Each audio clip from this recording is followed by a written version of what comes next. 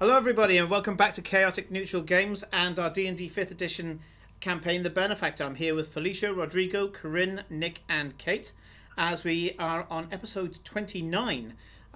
The guys are, after finding out last week that Cora isn't married to a stranger that she met just before the memory loss, she is now able to relax on that point, still wondering why she's got a ring on her wedding finger, and accompany the others as they go back to meet a historian called Garrett, who's been helping Eclipse piece together a mystery that she's been looking into about a Genghis Khan type figure called Jordan the Wise, or Jordan the Mighty, depending on which one you come from. Jordan the Great, many other titles, as this lion-headed tabaxi once roamed the land, conquering and also conquering the hearts of the people that he acquired.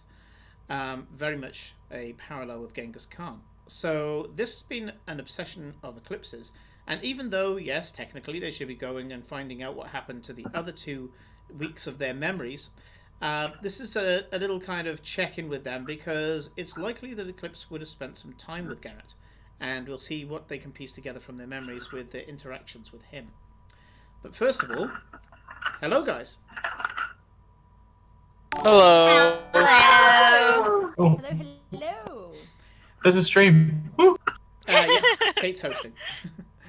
So, you guys are at this split second, as we timed out. You're currently leaving poor Lyssandra's lodgings, where she's been grilled on whether or not she got married to Cora, and then as part of the letdown from that, a few things were kind of let out, mostly that Lysandra wouldn't exactly be adverse to the idea.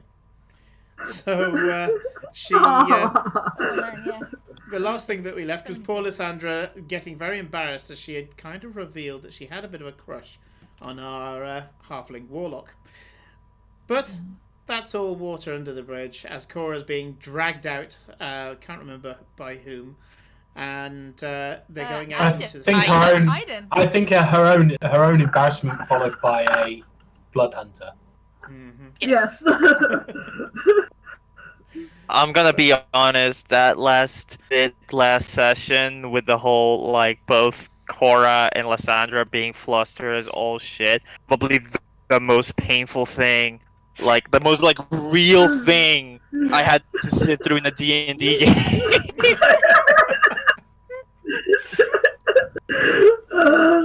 He was adorable. It was, but it was too real. It was hitting way too close to home. I was uncomfortable. And we were talking about this just before the stream started, about who to blame. I think there's a lot of blame to be passed around. Not me, of course. I'm perfect.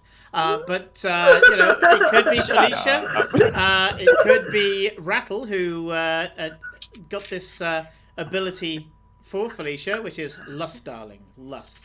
Where Glory can burn a finesse point to suddenly provoke a fantasy in the mind of a target about a second target if they're capable of being attracted to them. And or it could be down to you, the viewers, because you voted to give her the finesse point. So lots of blame to go around, but as I say, I just facilitate. So Stop passing the buck. This is fucking like that picture of fucking the 2 Spider-Mans pointing at each other. Oh god, Yes. yes. That is exactly what this is. So, the not so much a bustle of the day market. I've already pointed out that Lysandra has lodgings that's on the cusp of this little clearing in the city here, which is called the day market. And the day market. I hate to say it, sorry Simon, but didn't you want me to do an insight roll at the start of this session? Oh, yeah, there was something. Oh shit, your memory's better than mine. I forgot about that. Yeah. My memory is not better than that. It's just that my notes say. My birth my notes say remember to do an insight roll. Okay. You've Right. remembered something I haven't, so slightly embarrassed. Let me just have a look at my notes and find out what the hell I'm doing an insight check for.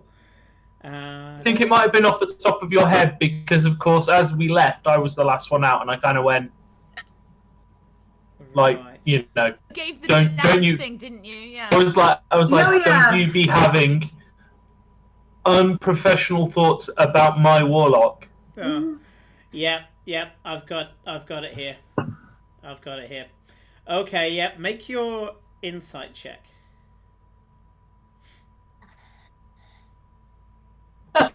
It's fucking karma. It has to be. That's an actual 20.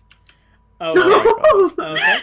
Well, you get that she's both offended and guilty at the same time, but you do also get a flash of anger, of purpose Ooh. at the same time. So a lot of mixed Ooh. emotions flash over her face, but your natural 20, you get the whole damn lot. Actually, he'll knowing farewell, he'll probably be like, yeah, I'm really sorry for that. I should have been nicer. And then he'll like really scuttle out. He's just realised what he's done and just gone, oh no, oh, shit. I'm sorry. And we'll just like head down and we'll just walk, and he will just like route march to like the front because he's just perhaps What are you? not perhaps meant to. British or Canadian? I'm a boot offended about that. But yeah, I'm done. We apologise to Canada. Right, so you go out into, as I say, what is not really hustle and bustle for the day market. The day market doesn't really do that. There's a lot of people just kind of going from table to table, picking up items, giving it a disdainful look, kind of a form of haggling as they look into things that they need, but they'd prefer to get them from the shops. They prefer to get them not necessarily new, because metal items do get reconditioned, and because we're talking about simple blacksmith work here. And there's a lot of, I guess, what I would call like a lackadaisical bartering, where they would say, oh, well, I suppose it'll do. How much do you want for it? The person will say, and they'll go, no. And instead of the kind of lively barter that you would get in the trade halls in Ostergold, or certainly on the promenade, where you have a lot of people using charisma and flair and flirtation to get their products across, a lot of drama, very much selling the experience. This is dreary and, as I say, apathetic, as people are just trying to get what they need. Saying that, there's quite a few people about. There's a lot of people in the city who want to be able to save for whatever reason, and as you kind of take a look around here, you do see that there's a lot of people who spill out of the Liberty Quarter, which, if I bring it up on the map, if I get the marker, where's the marker? There we go, target. Which is this red district here. You guys should already have it from the maps I gave you when you first started. And so you can see that there's a lot of people who look like they might be part of the Thieves Guild in the city. And you can see also that some of these figures aren't just buying, but they're also selling. You see one particular figure walk straight up with just a sack, just a Hessian sack. He couldn't be more burglar-like if he tried. And he just opens the sack and says, give us this much and I'll empty it out on the table. And the person looks around and goes, all right then.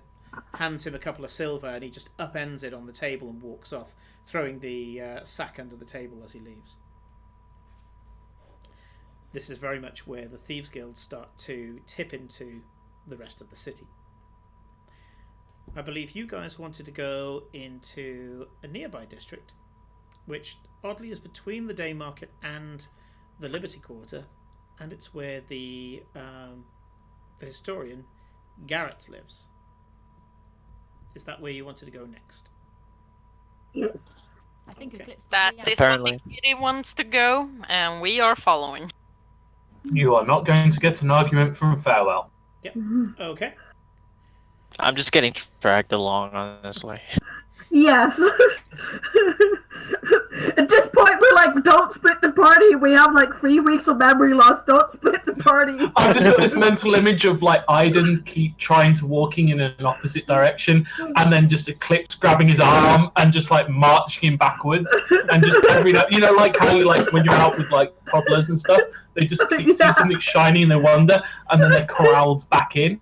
Yeah. That's all Eclipse is doing, corralling him back onto point. Like, I want a leash. Yeah. A toddler leash. So as you go towards the university, these tall townhouses, which around the day market have been divvied up into rooms or apartments so that they can get as many people in and paying rent as possible, give over to some more of these large townhouses that are still kept as single residences, either for large families or well-to-do families, depending. And it starts off with them being a little dilapidated, as in they can afford the house, but they can't necessarily afford to keep it up all that well, to starting to look very well polished. As I say, very strange. As you get closer towards the Liberty Quarter, these particular ones seem quite well to do. You get onto the street where you know that Garrett lives, and to Aiden and Farewell's knowledge, you've never been here. Oh yeah. You go past a bunch of houses that have got beautifully manicured bushes. And, Yeah, we have. I forgot about that. yeah. It was only the girls last time. That was the girls' day out. Mm-hmm. And Yeah. Girls stay out. and well polished brass fittings on the doors and all the rest of it. And then sticking out like a sore thumb is this slightly dilapidated version of these houses, but one of the larger ones on the street. You look in the windows and there's kind of old curtains, the hint of a cobweb or two, not completely overrun, but there's a small patina of dust on the windows. And instead of it having an extensive front garden, this townhouse goes straight up to the pavement, separated only by a bunch of large, what seem to be maybe marble, but very badly cared for marble steps. The girls walk up the steps, knowing full well where they're going, and knock on the door. After a few minutes, you do hear the keep going, just like that. Oh boy,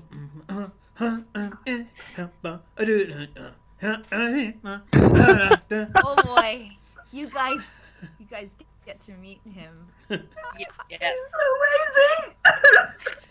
Absolutely amazing. This gigantic door opens, and What? this gigantic pair What of are you double doors talking about? are available. Only one of them opens, and from the top of the door, almost like he's bending down slightly, this grey-skinned face pokes out, and he's got gold earrings that are going down the length of his ears. You can see that he's wearing a bright electric pink cravat, what seems to be on a peppermint green shirt, and you can see that there's some royal purple trousers just coming around the side of the door, and he goes, "Hey, it's the girls and the guys. Hi, come on in. Yeah. Oh, Cora, how's it going? Yeah. Hey, I'm here just jamming with the boys. You want to come along and come see? Yeah. We're trying to figure something out for the next. Oh, you're probably here for Garrett, aren't you? And he looks a little bit crestfallen. Well, I mean, we kind of need to, but we can listen, and if we get a chance, we'll come sneak in and have a watch if we can. He kind of looks at you. Stick with them. he kind of looks at you, mock offended, then purses his lips and goes, "Okay, come on in. Come on. Hey, Garrett, it's..." And you can just hear this voice echo from the walls. And Garrett goes, "Yes, I know. It's Miss Eclipse and the others. I could hear you a mile away." Beatba turns around, and at this point you notice that he's got no shoes on, and he's got all of his toenails are painted a different colour. And Beatba turns around and just shouts down the corridor, "Hey, I thought you said you cast a silence spell on yourself every time we started jamming." And then the voice comes out of the walls again and goes, "Alas, there are not enough spells in the day. Do meet me in my study, Miss Eclipse, when you've finished being audibly molested."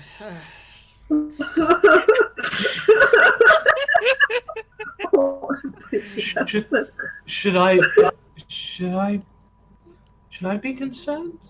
No. No. Hey, Just I like wait green. till you hear it. I like that green. The green's good. I love the green. I want a shirt made out of green. Not made out of you, but like made out of that green, you know? I don't know how to respond to that. Be flattered.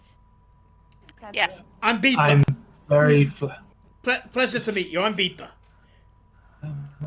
farewell, bare bones. We told you. Oh, I about like it. Remember, we were gonna go to the gig.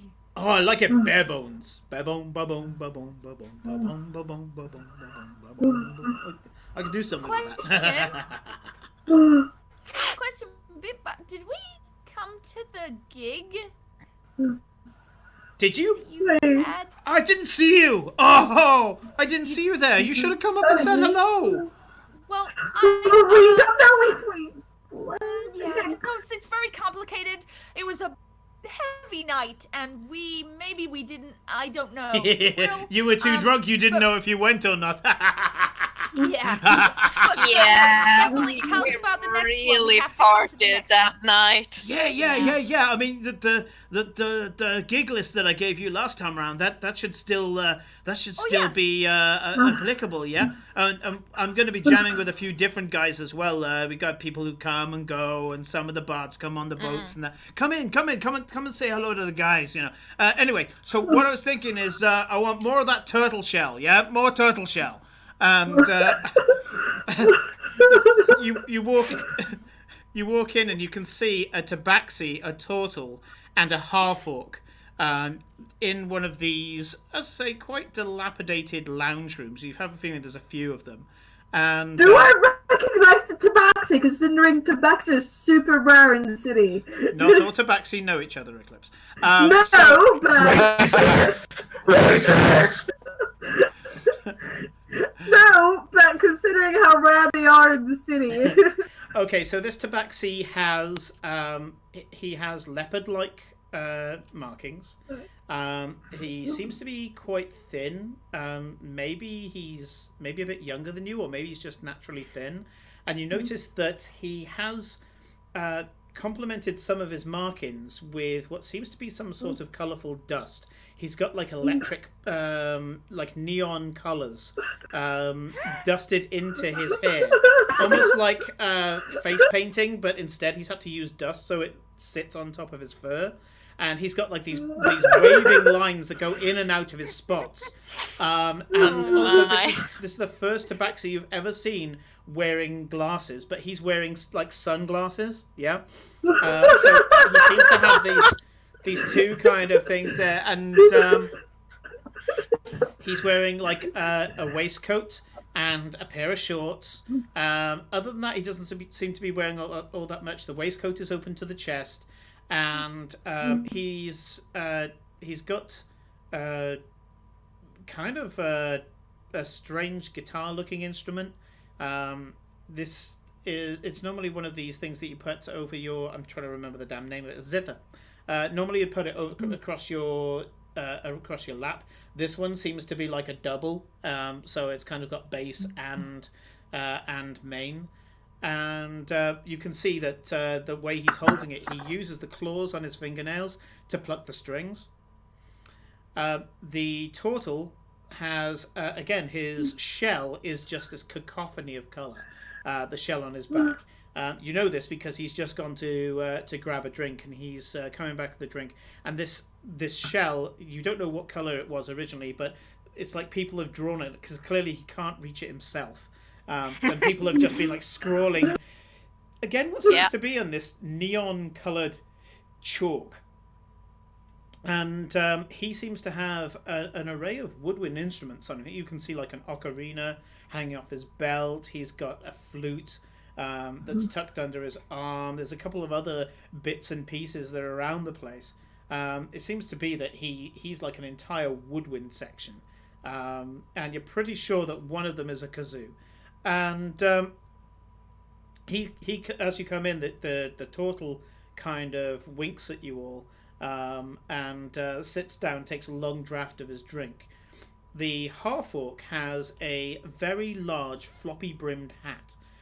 He seems to be wearing the same kind of foppish, brightly coloured clothing as Beatba, except he's wearing shoes. In fact, he's wearing these really tall, kick-ass boots, heeled boots. And the half-orc is just staring into space at this point. And there's this strange chemical tang in the air. You have a feeling that he's smoking some sort of psychedelic, because his eyes are just these glassy, slightly cataracty eyes staring into the middle distance. On the topic of psychedelics, is Glory still slightly high? Yeah. Oh yeah. Okay. Am I still snotty? Yes. Yes. It's the same day.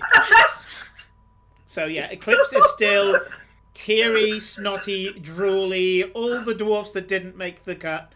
And Glory, you're still on a bit of a high. You're still, still enjoying this heightened sensation. Beatba walks in and goes, I was gonna... Beatba goes, hey, meet the boys. So, this here, Raise, he'll be back in a minute. This is Raise, pointing to the half-orc. He goes, this is Torga, pointing to the turtle. And he goes, and this is Scratch. And the Tabaxi kind of gives you a almost Fonzie like a kind of thing, pointing straight at you.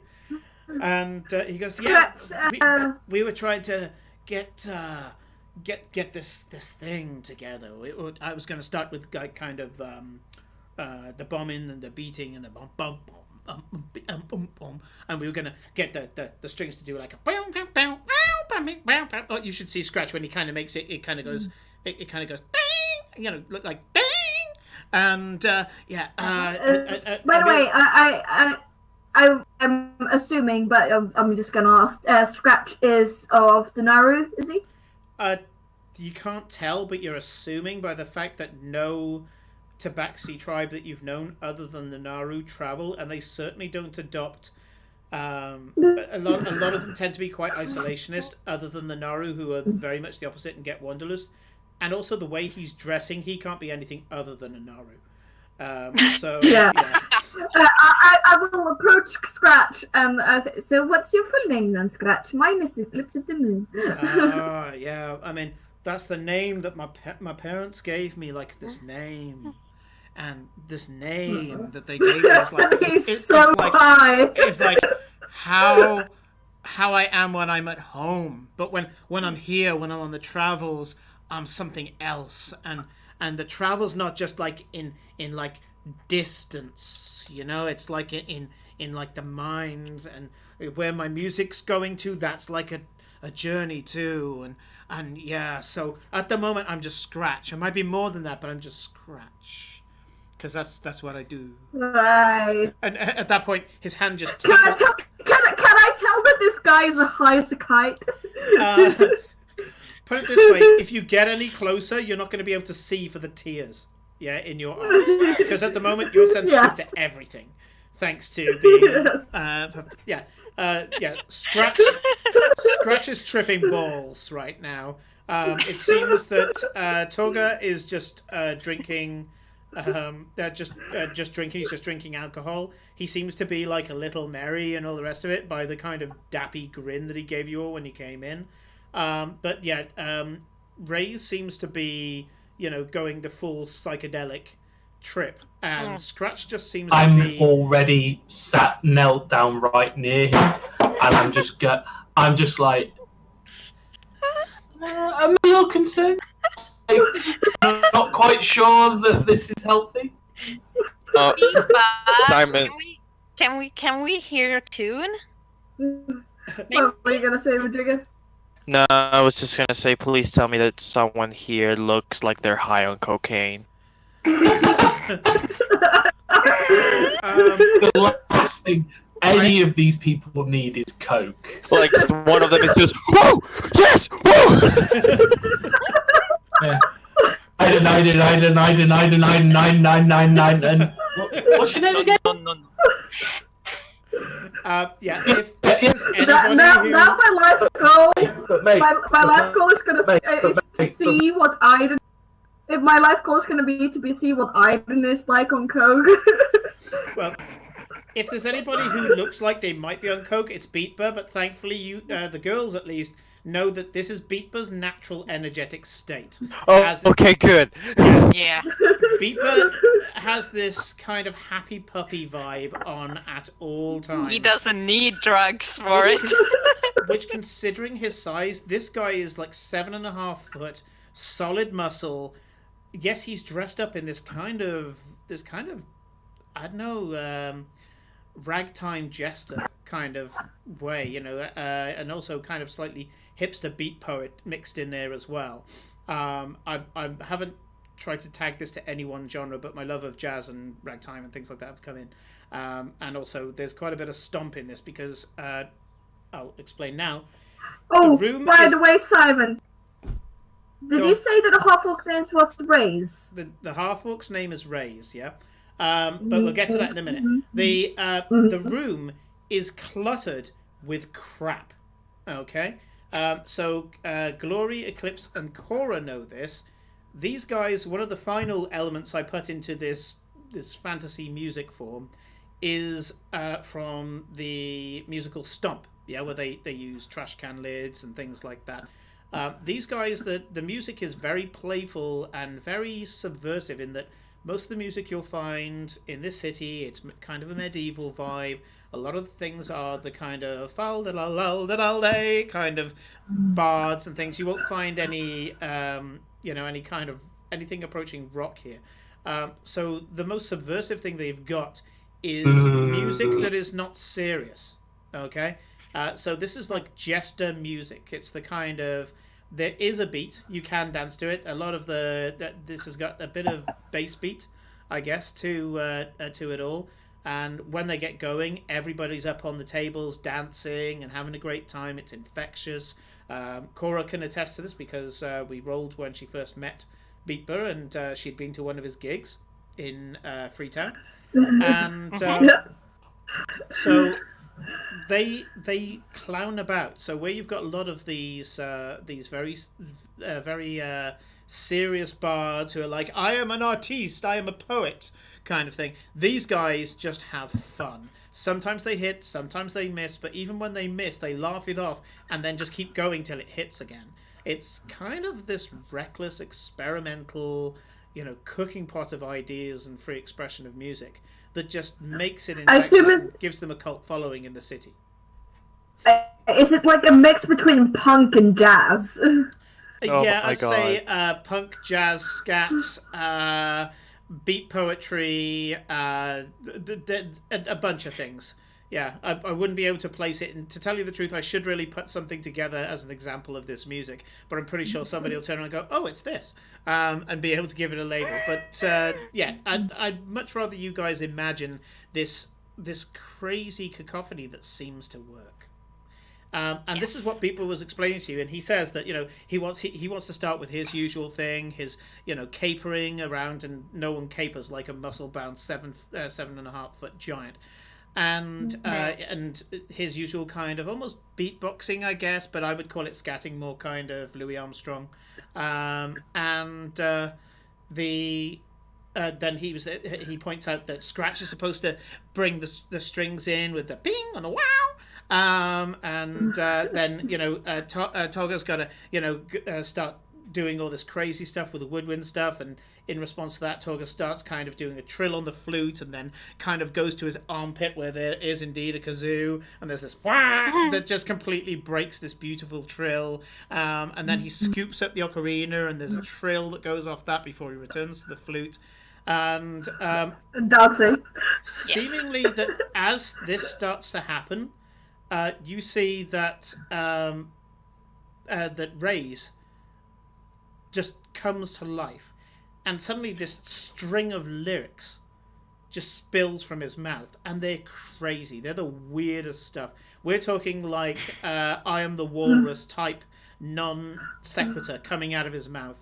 I wish I'd prepared As some lines. he sort of like launches forward, you can see Farewell's sort of like hand that's glowing as it goes closer to his head, just quickly sort of like withdraw. They're like, oh, not dead. Well, fair enough. Okay, we won't deal with that one. Of our party members, who's the one closest to me? Is it Farewell? I guess Probably, actually. I guess it'll be Farewell, and then just beyond Farewell, Ray's. And I'd say Ray's is just shot All right. bolt upright, like he's just come back from the dead, and he's just spilling out this thing where he's there saying, like double demonic ice cream coming down, coming down the walls, and explaining this really crazy shit that's going on to him. And then halfway through his lyrics, Ray's just disappears, just completely disappears from the room. Oh. Yeah. I wanted to like lean forward, like very slowly lean towards Farewell, and just like quietly ask, what were we supposed to be doing here again? Not this, but this is important. I will be completely honest with you. I don't know what we've done for the last 2 hours. No idea what we're doing. Right. I have learnt that when Cora is like this, you go with the flow. Bandages. Lots of bandages. Right. There's a pop in the air, and Ray's reappears in the corner of the room, and he goes, double dipping dragon, crying. She's And sick. I'm going to deal with that. And Beeper goes, don't clap. They're just doing the thing. We're just getting the building blocks. What we were going to do is just make it so that it's just this complete cacophony, right? And it was going to come together. It was like cacophony to melody to harmony, And it was, We got more work to do. It'll be good on the night. It'll be good on the night. We just got to get in our zone, So you're going to come along, yeah? Of course. Yeah, when is it? Yeah. We missed it. So you take When a look, is it? and there's a number of gigs coming up in the next 2 weeks. Basically, at some point, you could just say we're going to go to a Beatba gig, and there'll be one nearby. Mm-hmm. Yeah. So, I don't have a reason why I would talk to Rays. No, you don't. well, So let's go to why we're here. Yeah. Okay. Yeah, so. we probably should. Okay. Yeah, I'm not. I've got this feeling that part of feels like that is an unwell man. Like, just he needs to sit down, come down, and just be normal for about 20 minutes because that's a lot. One shouldn't use magic in such a way, or at least inebriated in such a sense. So there is definitely a worried sort of shuffling around from Farewell as he's kind of chasing him around the room as he's doing this. Can I join in a little bit? Yeah. Well, then I'll just go and talk to the wizard. Yeah, you can Are join you gonna stay here? Are you gonna stay here when we talk to Garrett, or are you gonna join us Only a when we talk little to Garrett? bit. I haven't had so much time to practice my lyre lately, so this would be really fun. Oh, Lyrist, yeah. Yeah, that's slightly different to what Scratch does, because you're more kind of la la la la, and he's kind of like. So yeah. Come and sit down. Let me go get Ray's. Don't mind him. He has to go off from time to time. He's got stuff to do. No drugs, Glory. Huh? Yeah, No don't drugs. don't take what Ray's takes. I mean, they have to make that stuff special for him now, or it doesn't affect him. Right, here we go. He goes and he grabs this half orc, shoves the half orc over his shoulder, and from over his shoulder, the half orc grabs hold of his hat before it falls on his head. No. And Ray's goes, That's not safe. That's really bad for him. What's got? And Ray's goes, Fine, farewell. sorry, brother. at I him. had to He's having go fun. for a second. There was a story. I was on top of a mountain with a dragon. It was cool. I'm Being gonna. on top of a mountain with a dragon is fun. Glory, Beeper throws Rays next to you on the sofa, and Rays looks at you as if for the first time, and he goes, "Yeah, yeah." How long's she been here? How long have I known her? And Beeper goes, "She just turned up. She looks familiar." Yeah. I don't know how to handle this situation.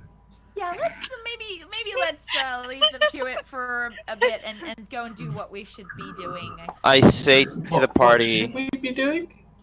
Let's go speak to Garrett. Historian, which is why Yes. he's here. Yeah. Okay. Yeah, let's He's go like speak a to Garrett. housemate. I'll come soon. Right. The rest of you go down the hallway and into what Eclipse and Cora know as the study for Garrett. The study's transformed somewhat. Where previously there was a small corral of sofas with a coffee table inside, the sofas are gone, the coffee table's gone, and right in the middle of the room is a very large, I'll call it oak table.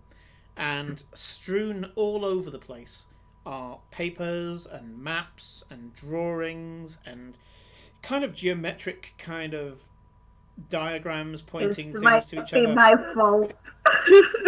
And you can see that there's a tall but now slightly stooped, grey, short beard, and slightly longer haired wizard, which is Garrett himself.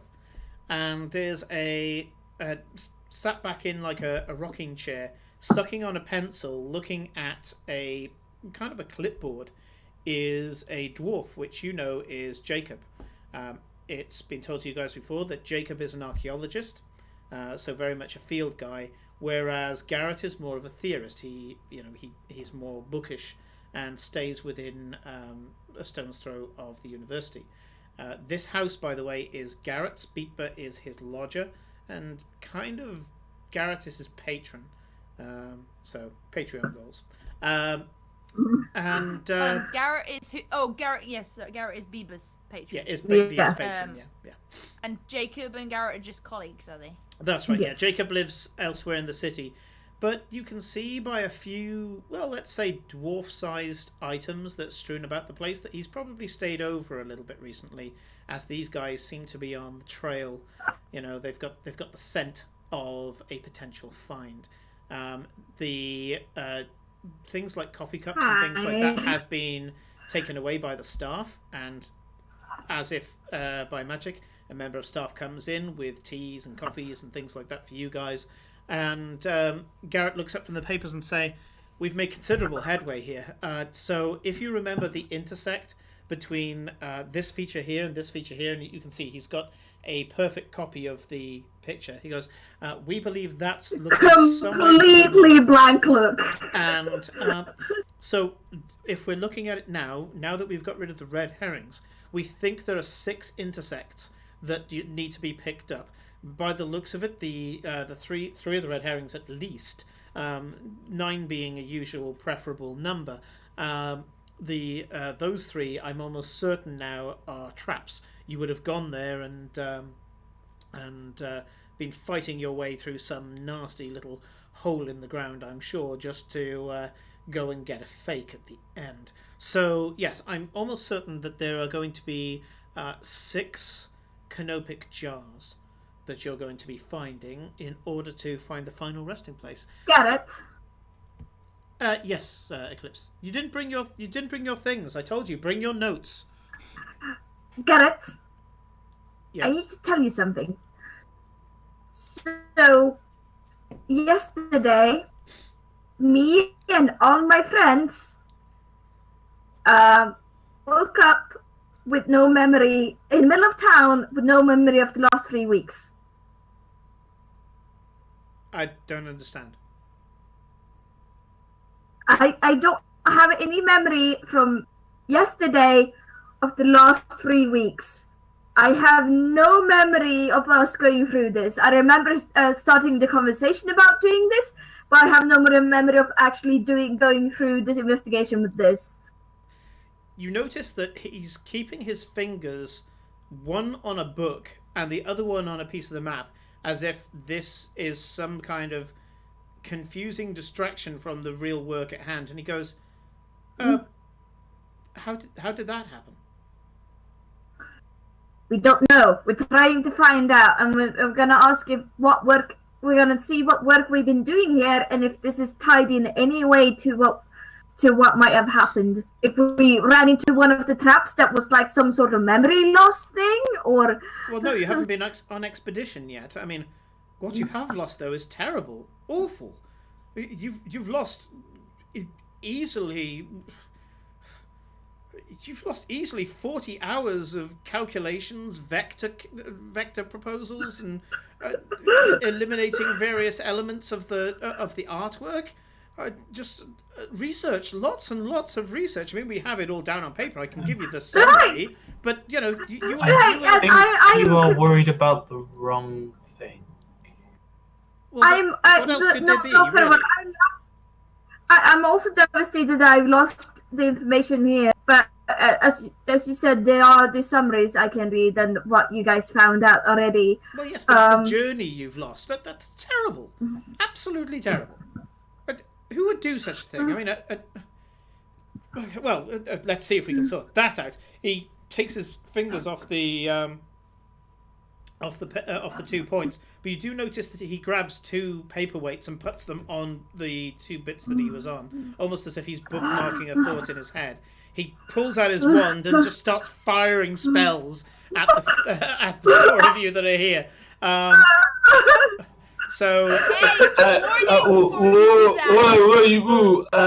it's okay. We'll get this done. Don't worry about it. You know, it's all part of the service. And just starts throwing. Silence. No, wait, what the fuck? wait, Farrell. Try on me first before you try on all of these guys. No, if he's waving spells around, that's an attack. I cast silence.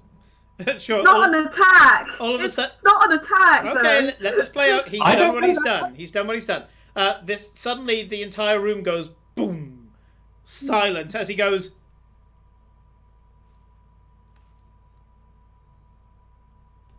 And I'm gonna summon the knife to my hand, and I'm just gonna point it at him, like with a look of, you need to stop.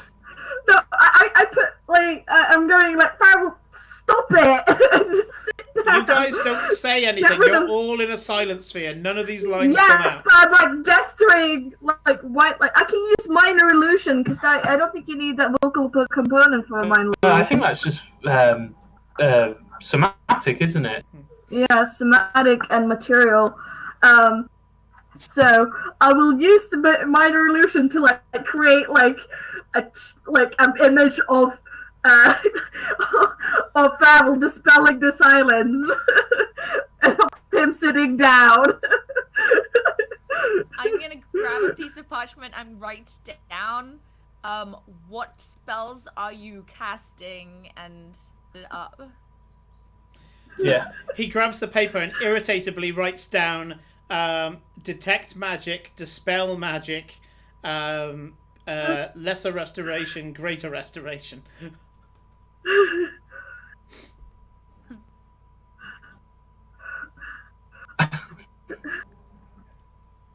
I hand the paper to Farewell, like, I just write on it, we've already tried that, and then hold it out to him. Don't you think we would have done that first? He writes down, drop the silence spell. Both this parchment and ink is very expensive.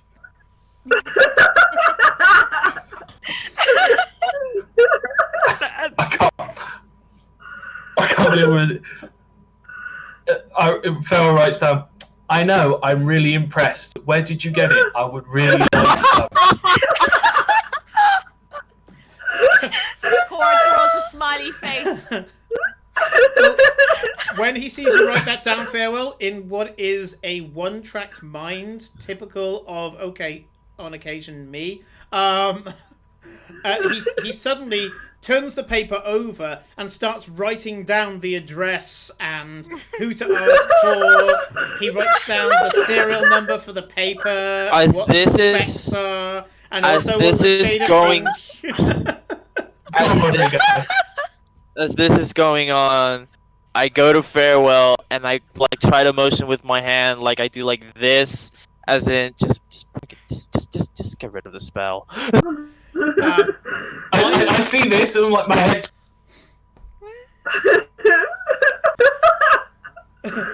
Aiden, boy.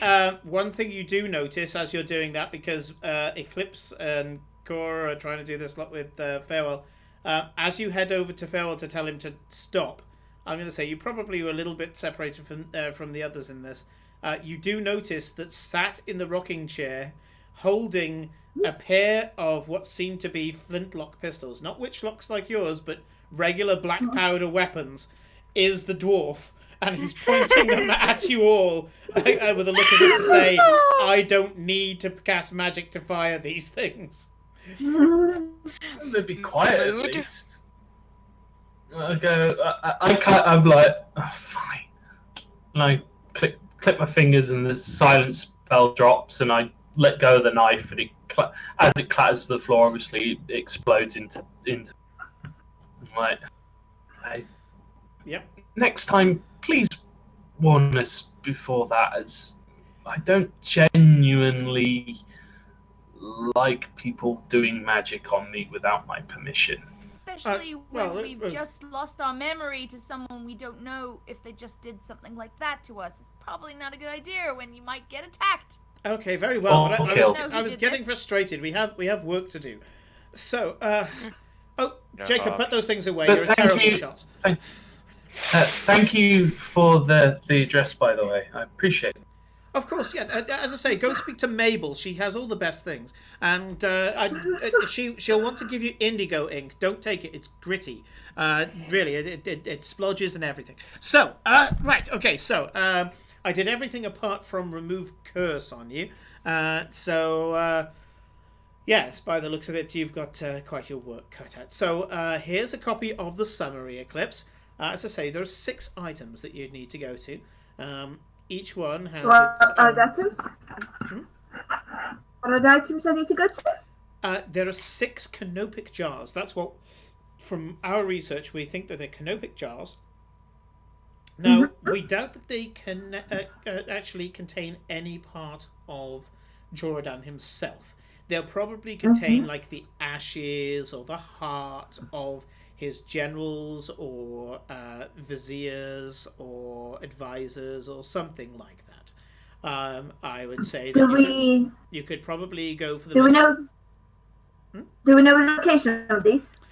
Yes. The locations are available, and we will see if we can find a more efficient way of traveling to each of them.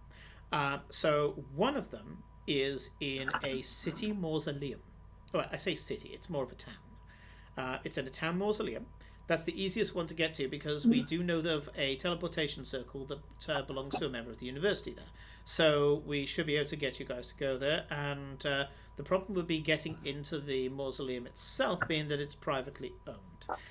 So you'd have to maybe rub some shoulders and find some way of legitimately going in there with the blessings of the family. Maybe some sort of financial recompense will make it easier. I know that you're not the type to use dishonest means to get in there, so we'll do what we can with that one. The second one is an abandoned border fort. Now, I call it a border fort. It used to be a fort that was a border between two dukes, but since then the lines between the two duchies have moved, as they often do. And this one has fallen to rack and ruin. Now, this is one that fell to ruin so long ago, people mistake it for a cairn. So it's basically just a landmass. But if you approach it from the right side, you will see that it's got the foundations of some ramparts there. And it's said that you could probably get in there from there. We looked it up on the archaeologist's journal. Now, they say there's nothing there, but it has been inhabited by gnolls over the last few years. So and they keep trying to clear them out, but because the gnolls don't really bother anybody, nobody's willing to pay that much to get rid of them. And it's out in the middle of nowhere. That's probably going to be a bit of a traipse to get out there, unless you find any more efficient way to get there. Another one is a sea cave. Now, this is fabled according to Jacob, and Jacob gives a little tip of the hat.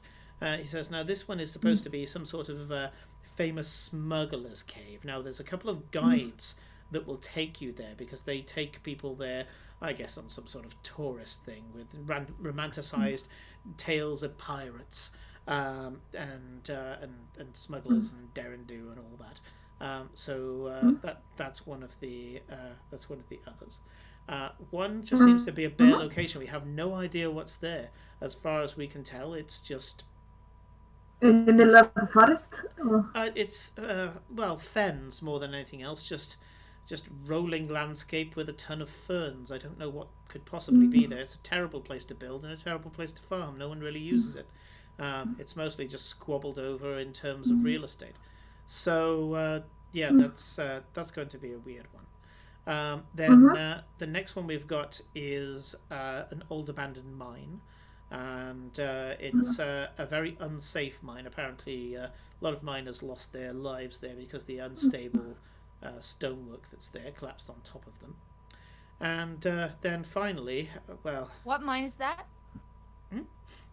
Oh, it's nowhere What near mine here. is It's let's see. It's called the Granshelm mine. Do I know that is that the mine? No, TM. you've never heard of that. No. This is an abandoned mine, whereas the mine that you're referring to is a very much alive and working gold mine. That is the Eastern Gold Mine that you're referring to. Okay, cool. Rodrigo?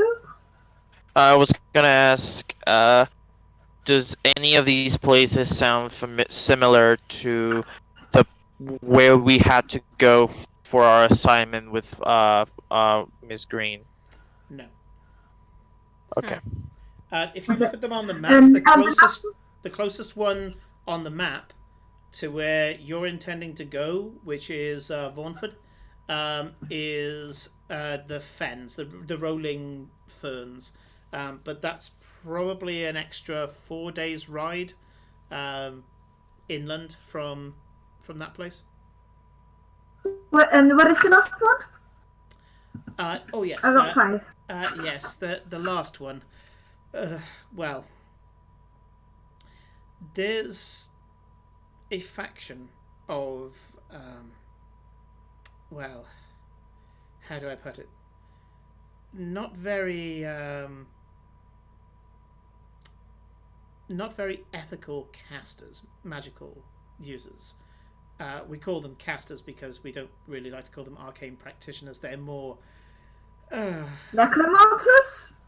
I'm sure they dabble in that, but they dabble in all sorts of raucous versions of magic. I'm sure they're just as happy throwing around evocation magic like it's some form of toy. And they, Cult? well, not so much. They're rather well-to-do, and they've paid the Baron whose land that they occupy. They have this facility. I guess it's like a small fort. And yeah, they unfortunately the little blip is on there. This one I didn't know much about until I went into the university and asked about it. And yes, we found out in no uncertain terms. They, as long as all of these vectors are correct, and I'm almost certain they are, they're sat right on top of it. These are not very nice people. They're originally from Jaspera. Oh, right. Right. Cool. And my Does notes that on that mean is something one to you? in evil caster community, because I thought I would take notes. Oh wow! Ooh, If cringe. it's been about Notes and didn't. Simon, if it's been about 10-20 minutes, Glory will come back now. Okay. Well, Yeah. very quickly for you then, Glory. They are throwing ideas around in such a disorientating way. It seems to be that they'll be talking over each other and trying one thing and trying another thing, and then the next thing, somebody will do something that one of the others likes, and you go, "Oh, that," and then everybody will listen as this person just kind of belts out. It could be a riff, a couple of bars, a section, or just an idea, and they will be just going crazy about it. You know, they'll be dancing to it and trying things with it and mixing things up. You have a feeling that they don't necessarily write down the music like on music paper. You know, there's no kind of writing dots and lines in the staves. They kind of just feel it. They know what everybody else can do. They feel it. They have the ideas of what they would do to go from one section to another. So you have a feeling that the way that they work, no wonder people try to go to every gig, because every gig's got to be different. There's like sections and riffs and things like that they like, but the way that it feeds into each other seems organic every time. There's no greatest hits here. There's just the music. It just takes on a life of its own.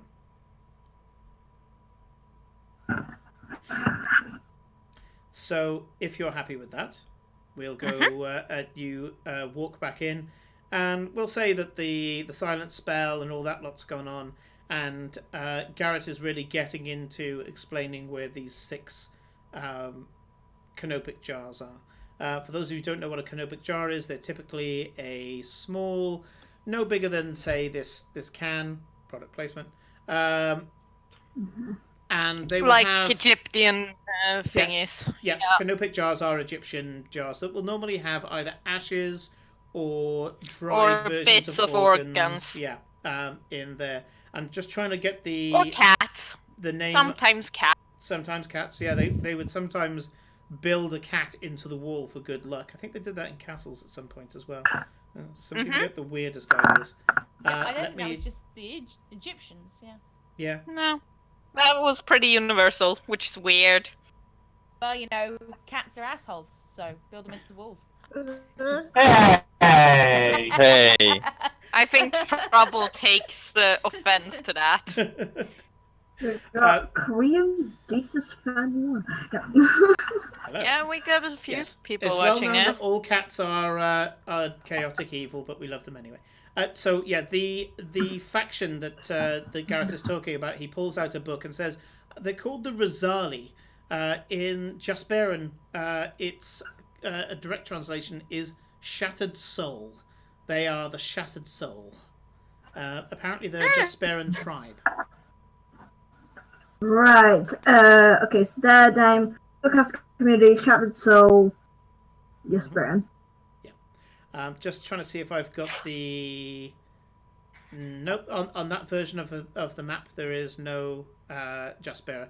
Jaspera is down in the bottom right-hand corner of the world map. If any of you have got a copy, I need to put one up on the stream. But yeah, so it's southeast of Austran in the bottom of the the local part of the world map here.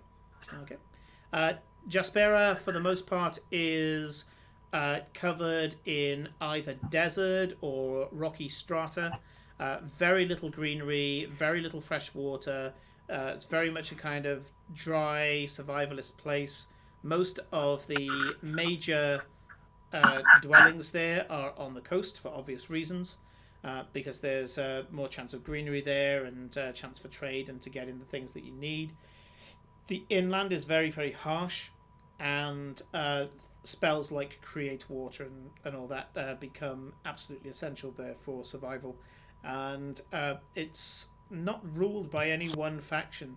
Instead, you've got a bunch of tribes who own individual coastal towns, cities, areas, districts, things like that.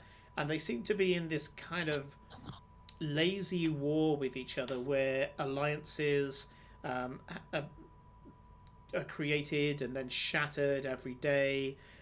There's lots of individual family feuds, personal blood feuds that just keeps the whole thing going. And a lot of people go to Jaspera because you can mine there for some gold and other such things. And people normally go there to facilitate trade with all of the tribes. So there are towns there that are made by outsiders, and these are kind of neutral towns where once you get into the town limits, you can't kill other members of the tribe, so they have to literally leave the city to kill each other. So you get given that, and he says what we don't really have is much in the way of intel on these different locations, and I guess that's something that you could look into yourself to see whether or not any of these have any particular histories, any problems that we might need to worry about in terms of the undead, traps, legal issues, anything along those lines. So you could probably look into those 6 locations. What I really want to look at now is how to use the canopic jars when you get them. So if you're happy with us doing that, that's fine. And Jacob would be very happy to go with you on these missions when you guys decide to go to them. If you can crack wherever the canopic jars are hidden, I'm sure there'll be a decoy horde there. Do you know about decoy hordes? Wonderful things. So normally you can tell where the real treasure is because they will have put a bunch of useless gold and gems and magical items just around it to distract you from the real treasure. The knowledge, the history, the culture that you'll be able to learn about. Right. So if you find in any of these places, that depends.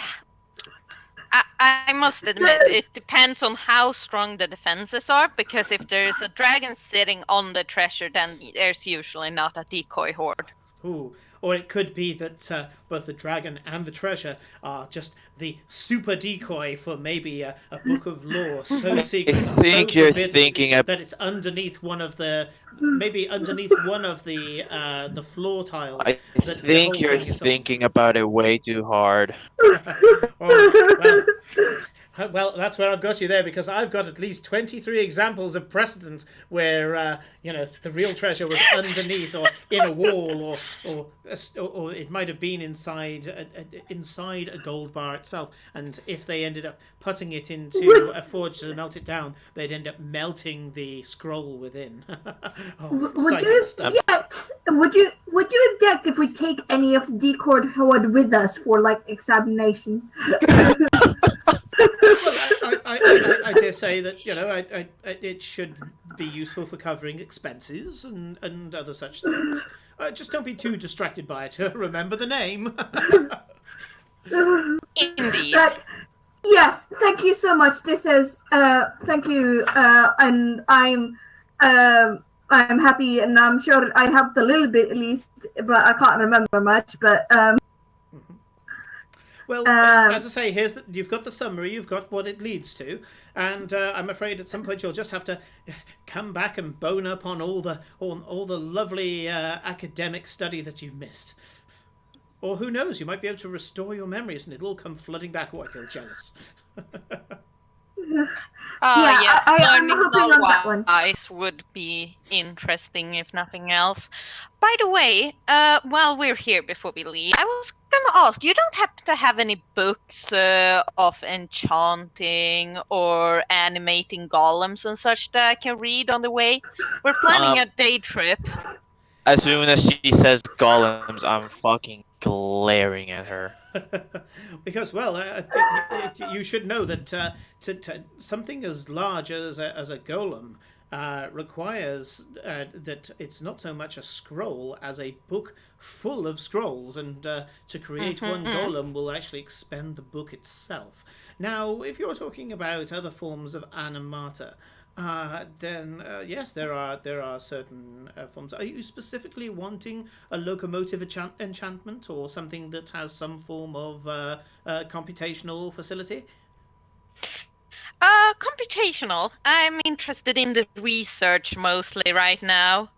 Oh, well, It is such a fascinating subject. it is such a fascinating subject. Well, as you can see, I have a few books. He points at the walls, which are just covered in books, floor to ceiling, covered in books.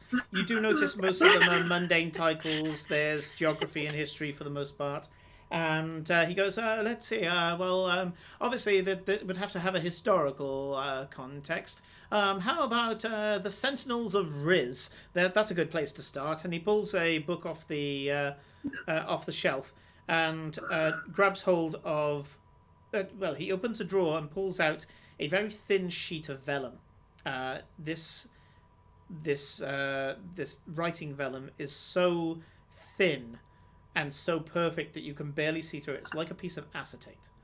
And he grabs hold of a particular pen, checks that the pen is completely dry, then pulls out a very special pot of ink, draws a few sigils on the vellum, and then places it inside the book and closes the book. As he does so, he opens the book again, and the vellum has disappeared. He says, if you'd like to borrow this, it'll return to me in 3 days' time. Yes, please. That would be lovely. Of course. So the Sentinels of Riz were a form of coming together of arcana and mechanism. Basically, the mechanisms were created by local artisans or some such fellow, and then the actual living aspect. I use the word carefully because it's just a base level of computation. Would allow them to recognize friend from foe based on certain criteria, and they would have a patrol route throughout the lost city of Riz. And if they met anybody that was not complying with their requirements, they would murder them. But yes, I'm pretty sure that if you replace murder with some other useful function, like cleaning, cooking, copying books, other such things, clipping toenails, you should come up with something that would be quite a useful application of prime magic.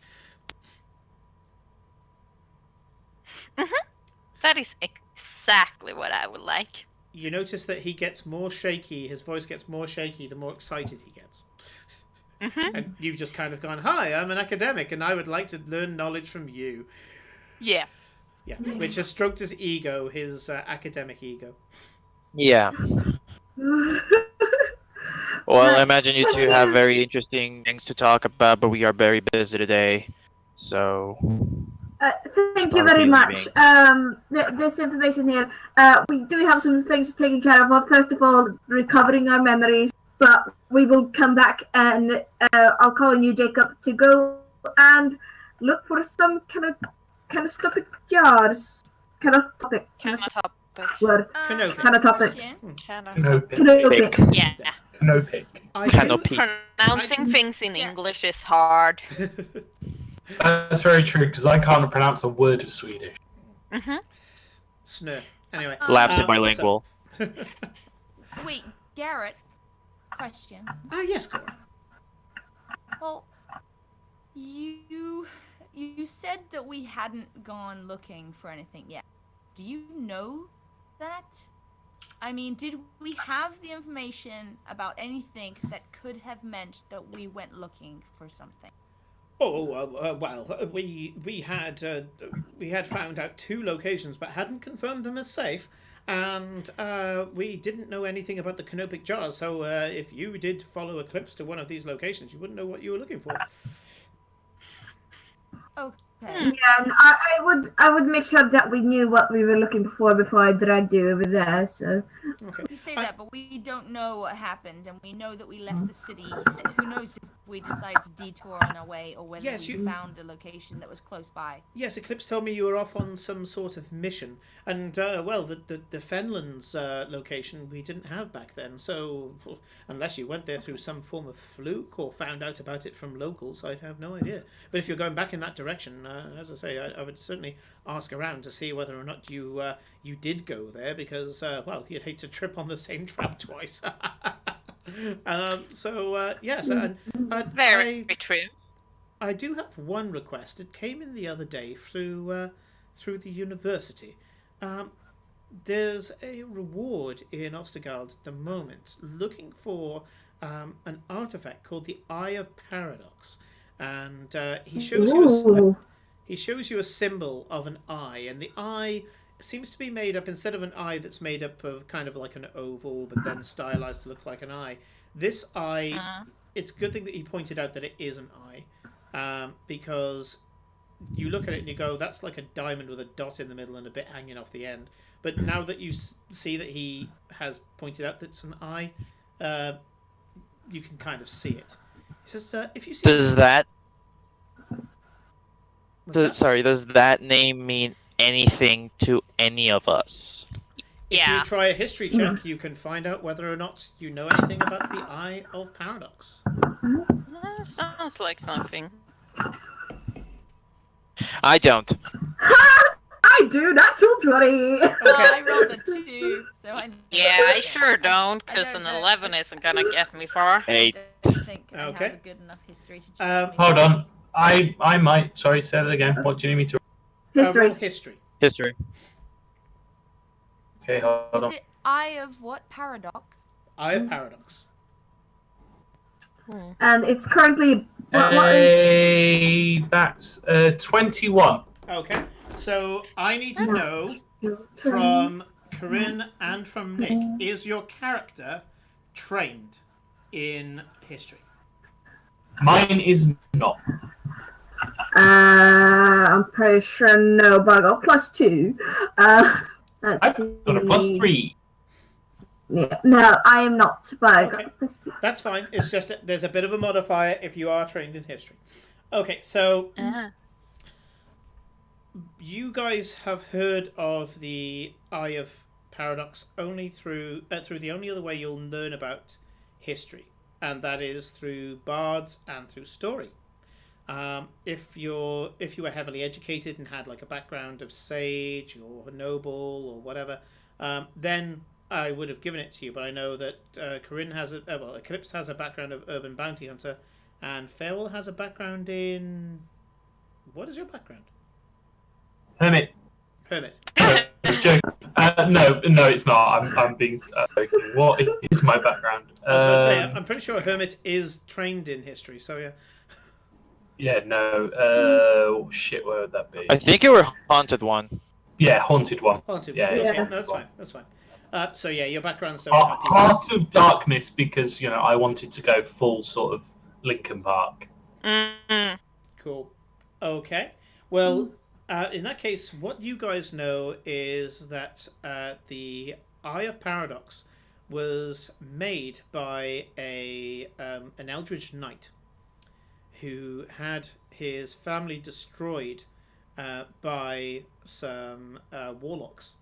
He wanted to disconnect the warlock from their patron when he attacked them. So he wanted to be able to fight them, but completely get rid of all of the boons and powers that the patron bestowed upon them. And so he set about commissioning from his own wizards and arcanists that he trusted this thing called the Eye of Paradox. The Eye of Paradox, apparently, when you open the eye, and you don't know what that means, but when you open the Eye of Paradox, it sends out a beam that completely dispels all magic that's within it. So It's not. It's a fuck. Is it a fucking the whole dry? But like it's diamond. it's like the eye of a beholder. Yes, it's an anti-magic cone that comes out of it, but apparently one that somebody can just have. They can just own their own anti-magic cone. Right. So who was looking for this, and what was the reward for getting it? Well, no, we don't we don't reveal our clients at the university. This is obviously put in through one of our many benefactors who wish to know about the. Okay, so university is looking for it. Yes, it's a university contract for general explorers and field agents, field researchers, archaeologists, and the like. And reward? The reward, well, that's the thing. The Eye of Paradox is said to not follow the usual laws of an enchanted item. This thing does not require time to recharge. Once you open it, it has its effect, and once you close it, it's ready to go again whenever you want. This makes it one of the most powerful items that I've ever heard of. So yes, they're offering 1.3 million drakes. That's a decent sum of money. That's a lot of money. Laura pretty much collapses on the floor. Yeah. Yeah. My Grandfather would like that. Yeah. I will keep an eye out for it. Needless to say, there are less scrupulous scholars and treasure hunters out looking for this. If you do find yourself crossing their path, don't expect them to be sporting. Of course not. I would never expect. Drakes. Like, I would the not frickin' expect most that. Best angel will shoot you on sight for that. Sadly, So, what is it suspected to be inside Ostergold or used in the surrounding area? oh Or... good lord, no! It's somewhere in Vardencore. Well, if you believe the legends, it's The legends. What are the legends? Now, as I say, I didn't ask you to go looking for it. I said be on the lookout for any symbols. Even symbols that will lead to it will be rewarded out of that pot. So if certain clues and steps towards its location are found, they will dip into that pot and reward you for it. So just finding a symbol, you might find yourself, up to 1,000 or 2,000 drakes better off just for finding a symbol on a wall. Well, so keep your eyes peeled. Thanks for the heads up. Thanks for the heads up. And again, we kinda need to be going. Indeed. Yes. Best of luck to you all. Thank you. Yes, and thank you for the book. I'll make sure to read it all. Oh yes, and don't forget to read the section on Arcane to Mechanica interface. Very important part of that book. Mm-hmm. So interesting. Oh yes. I can imagine that, like, you know how cats, when they're happy, like their tail stands up, Yeah. like they go straight up in the air. That's exactly what Eclipses did as soon as he mentioned how much that was worth. It was just like, Yeah. It's just like, oh, shit, son. Like, I think I love that everyone had, like, different reactions to it. Like, Cora straight up collapsed. Like, Eclipse had the thing where the cat's eyes just get really fucking big. Yes. I was like a dumbass. A snotty dumbass. Yeah. Yes. Yeah, I it doesn't have look a impressive. question, Simon. No. Yeah. Go on. Well, looking in the Benefactor lore and things on the Discord, the symbol for the greens is a diamond with a dot in the middle. No, that's not the greens. Is that intentional? No, No, that's the Tesla that Protons. is. Yeah, that's Glory's families. Okay, And that's but- your arcane focus too, isn't it? Yep. Mm-hmm. Yeah, there we go. Is that not who I drew? It's A diamond with a dot in the middle. it's- my notes, Let me and I'm draw looking the at that symbol, and going, you'll see the difference. Hang on. Yeah, sure. Okay. I just checking. Well, it has a different. It's tail fine, in I it don't too. mind. well, we're GM-less for a few seconds because we have gone straight up conspiracy theorists. Like, I don't understand why you gang up on me. I just remembered the Glorious diamond symbol I'd precious. seen, and I was like, "Where's that I diamond symbol? want to imagine Where is it? Kate, I just want to imagine you like fucking Charlie Day. It's Always Sunny in Philadelphia with the cigar and the fucking wall full of paper, like strings. all of the Pepe Silva. Wait a minute! Carol! It's a conspiracy! Coincidence? I think not!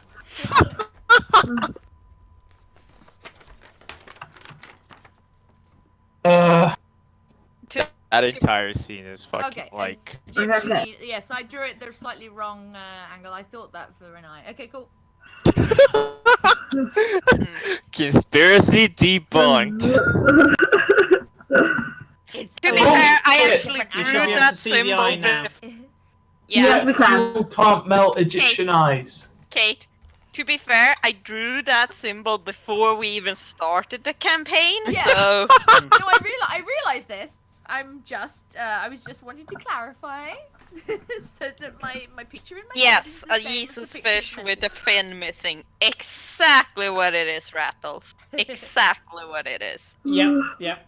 Oh yes, and Sekyun did notice that I've made my own XCOM game, which I beta tested the other day. So at some point, I intend to do a stream of this, and I like some of the also- ideas that I've done. Also, considering that we kind of went full off the rails, do you guys want to take like a quick break? I think Yeah, now maybe is the time to do it. useful. So.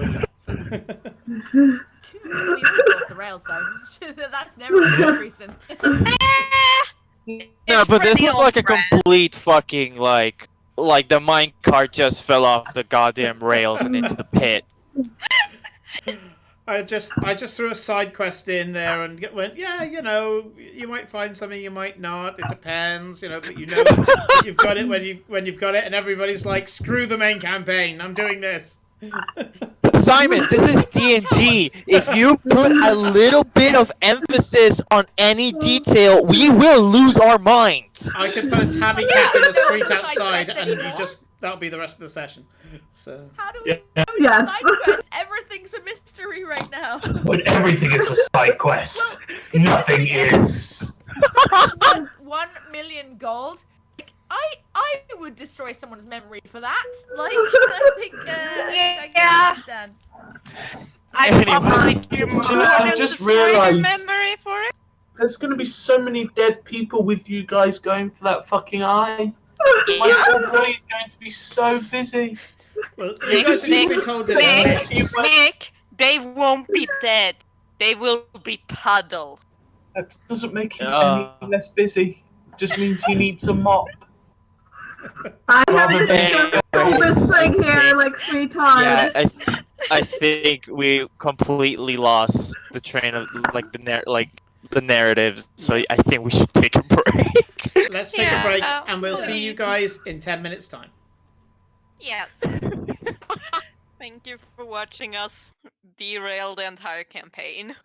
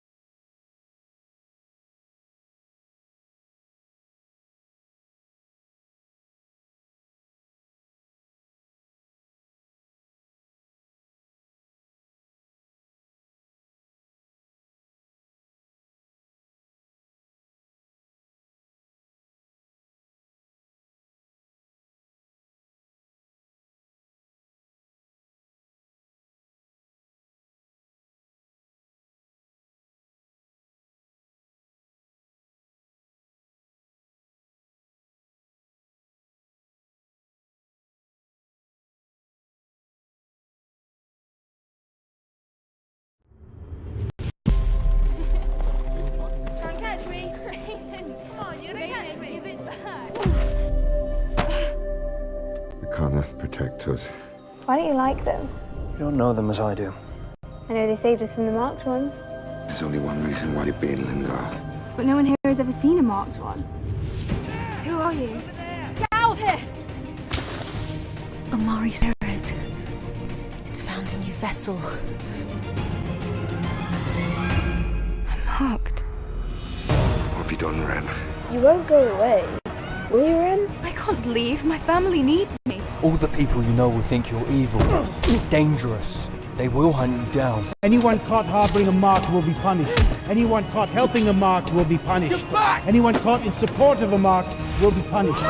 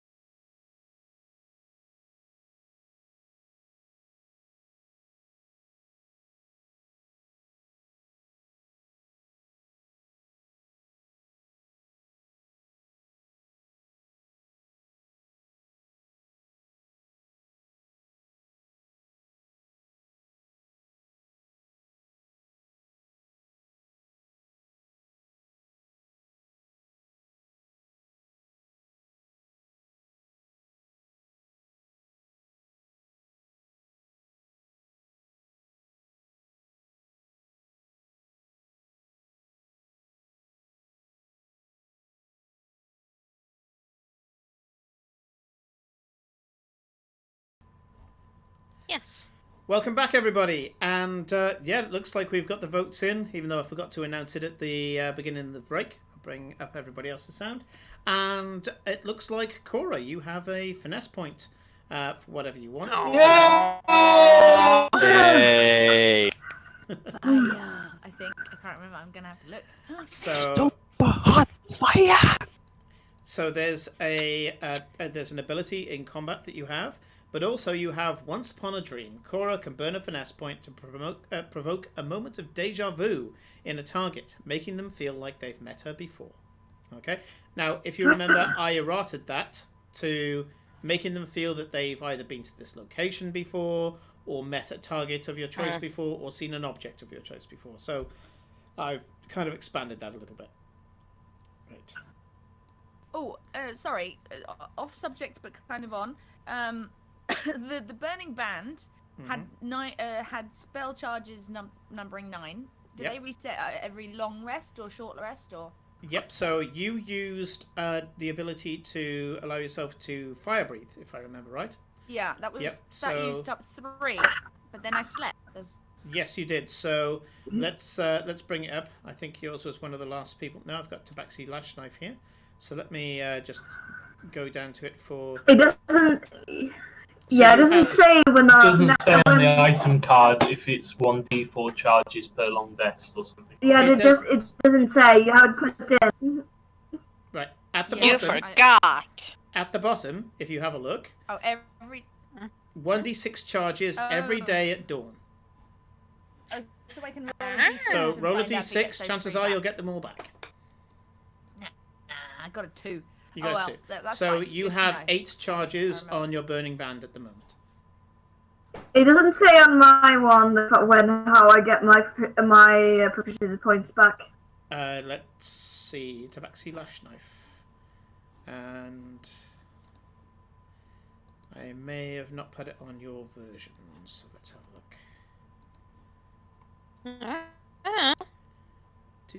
I'm Proficiency confused. points. The user has been trained to perform special attacks which exhaust them, represented by 4 proficiency points. These refresh on a long rest or by spending a finesse point.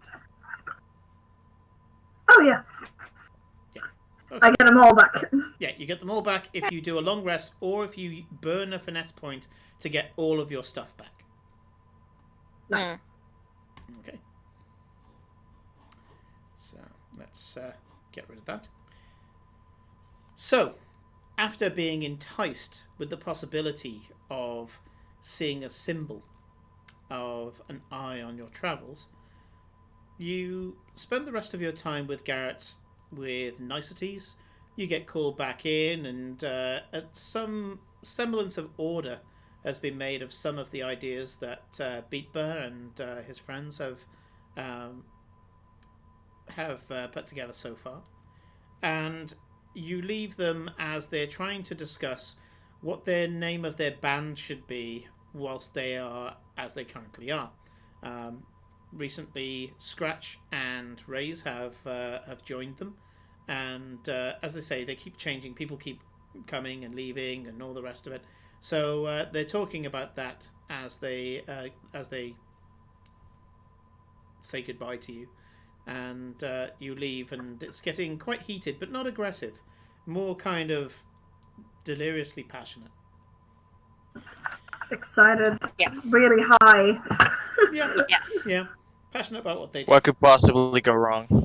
Yeah, a bunch of high people in a room.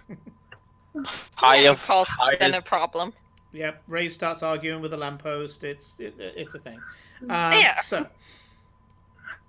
Can I just mention that Waze is a character that keeps popping up in random campaigns, and he's just always this person who's just high as a kite, and I don't really.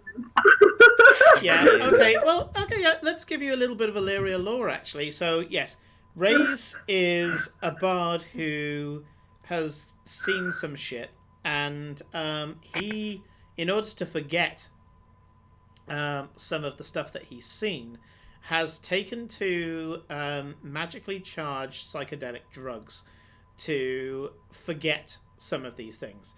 Unfortunately, Umbrella Academy. yeah. Yeah.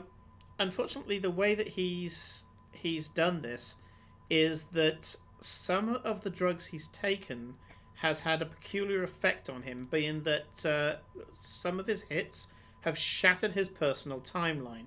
So he crosses his own timeline several times over. So currently, if I take a look at my notes, there are 3 copies of Rays at this particular time.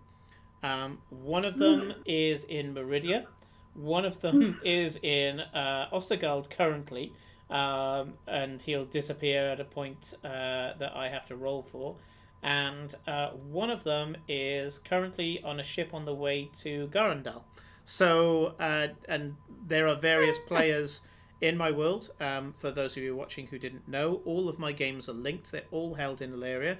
And there are certain world events that will kind of reverberate in other games. So there are things that the guys might do here in the Thursday game that will then reverberate over to the Tuesday game, or one of the many one-shots that I do as part of this world. This world has its own history, its own timeline, and occasionally there'll be a one-shot that I'll run with a bunch of friends that will have a profound change on what's going on in the world at the moment. So, what's this about drugs? I thought it was a wholesome game about murder, the occult, demons, and theft. Well, apparently, yep, we put drugs in. We do not glorify drugs. What is? Yeah, so there is no glorification of drugs here. And what are as drugs? I've said, if you take drugs, your personal timeline will be shattered into many pieces, and you'll be spread over existence in a non-contemporaneous way. Don't do drugs. Okay, wait. Hold on. Don't hold on. fuck with Glory time. did drugs earlier today. Do we now have 2 glories in this world? I was going to say, that causes a temporal paradox, and as such, all life in the universe as we know it will fold in upon itself. There is absolutely no way but there's more than just one glory. imagine 2 glories.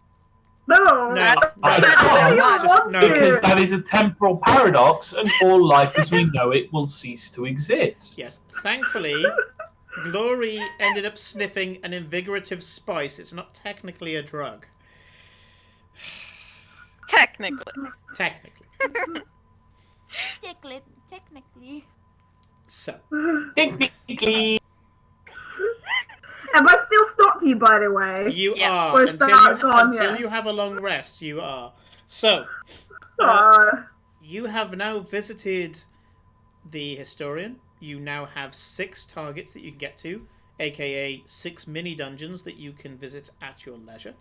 However, I recommend doing a little bit of prep work on each of them. So I'll leave that to you as players as to when you want to do one. Is any of them on the way to the village that we are going to go and visit to go dig up that body? Because we still need to go dig up a corpse and talk to him. This was mentioned before, and Garrett did say that the closest one is actually the fen one, where it's just an open expanse with a bunch of ferns, and that's about 3 days ride out of your way once you get to that village. So maybe once you finish up in that village, you might want to hit the Fenland and see what you can get up to there before coming back. I'd be happy to do that. I think it was Cora that said, "What if we already went there?" And that's the reason we can't remember anything. So it's a valid question. Well, are we finally out of? You are, yeah. Yes. You've left. You're in the street, deciding what to do next. Well, should we head on our adventure? I don't know. What do you want to do, Aiden? I want to get out of the city, preferably. So, yeah. Adventure. Right, you seem to be a bit in a hurry, Aiden. I mean, yeah, as soon as we get our memories back to better, right? Yeah. This is check.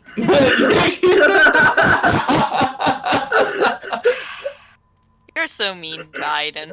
He can't really even lie without you guys. If you want to do an insight check, you absolutely can. Rodrigo can roll either deception or persuasion, depending on whether he's lying or not. Don't tell us which. And you can decide between you whether Rodrigo reveals any body language information. I mean, Aiden reveals any. I imagine Aiden is stood exactly how Rodrigo is right now. Arms crossed. Just being like, yeah, come on, guys. I totally want my memories back. Totally. That's my sole motivation. I got a Just say what you got. You probably beat 12. me. 14. Shut the fuck up. I got 13. I didn't. I failed. So. Okay, so only Eclipse knows this. It's really close by 1. Yeah. Oh yeah. I could. And remember, Can I Rodrigo, rely you on my don't- passive insight, or is that not shut up, inappropriate in this instance? I have insane passive insight. I know. That's why I'm telling you to shut up. Right. So. That is also looking What pretty. information do I gather from? Okay, so Rodrigo, you Aiden? don't have to give much, okay, because this is an insight check, not a psychic power. So, for example, you could say you're convinced, you're not convinced, you question this, Okay. or something along those lines. You can be Or you vague. can say that, or you Okay. can say as you have another motive, but like okay, getting your memories back is yeah, one of your motives. I understand. There is definitely another reason why I want to get out of the city. Yeah. Okay. Eclipse won't pressure that at this point. You'll be like, oh. Right. Yeah. So sooner we get them, the better, right? Probably should Right. leave like now. Right. Do we have like everything with us that we need? Like, is there anything? Do we need like a horse? Well, you Oh would. yeah, I'm sure we can ask One. Renata. She said she could provide a carriage. That will be so much more comfortable. Why does nobody ever want to let me take my caravan? I'm happy for you to take your caravan. It's much more comfortable than even a carriage. Yeah. Guys. Yeah. We can take a car. I won't lie. I don't think we could fit all 5 of us. I lost count in it, but we could fit most. Oh, is it not like a cool Well, chassis caravan thing? I think it is, but you tell me, DM. Would it be big enough to fit all 5 of us in? I'm gonna go from a traditional Romany caravan.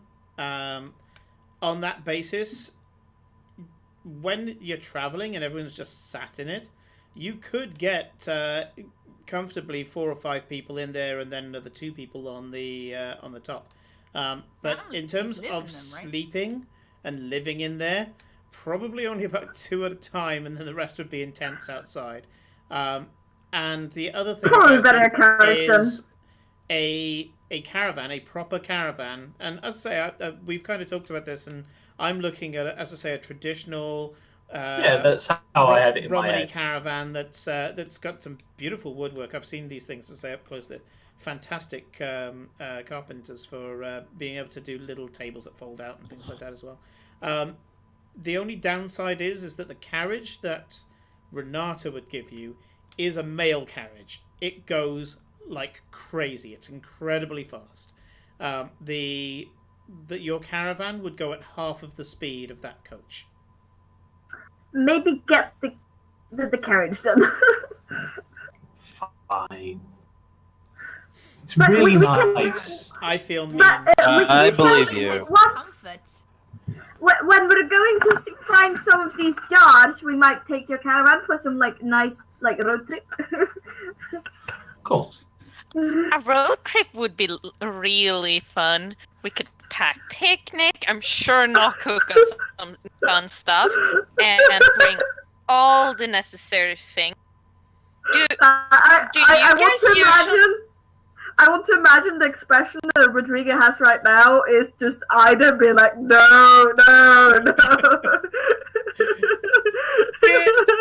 Do you guys from over here usually do duels while on a picnic?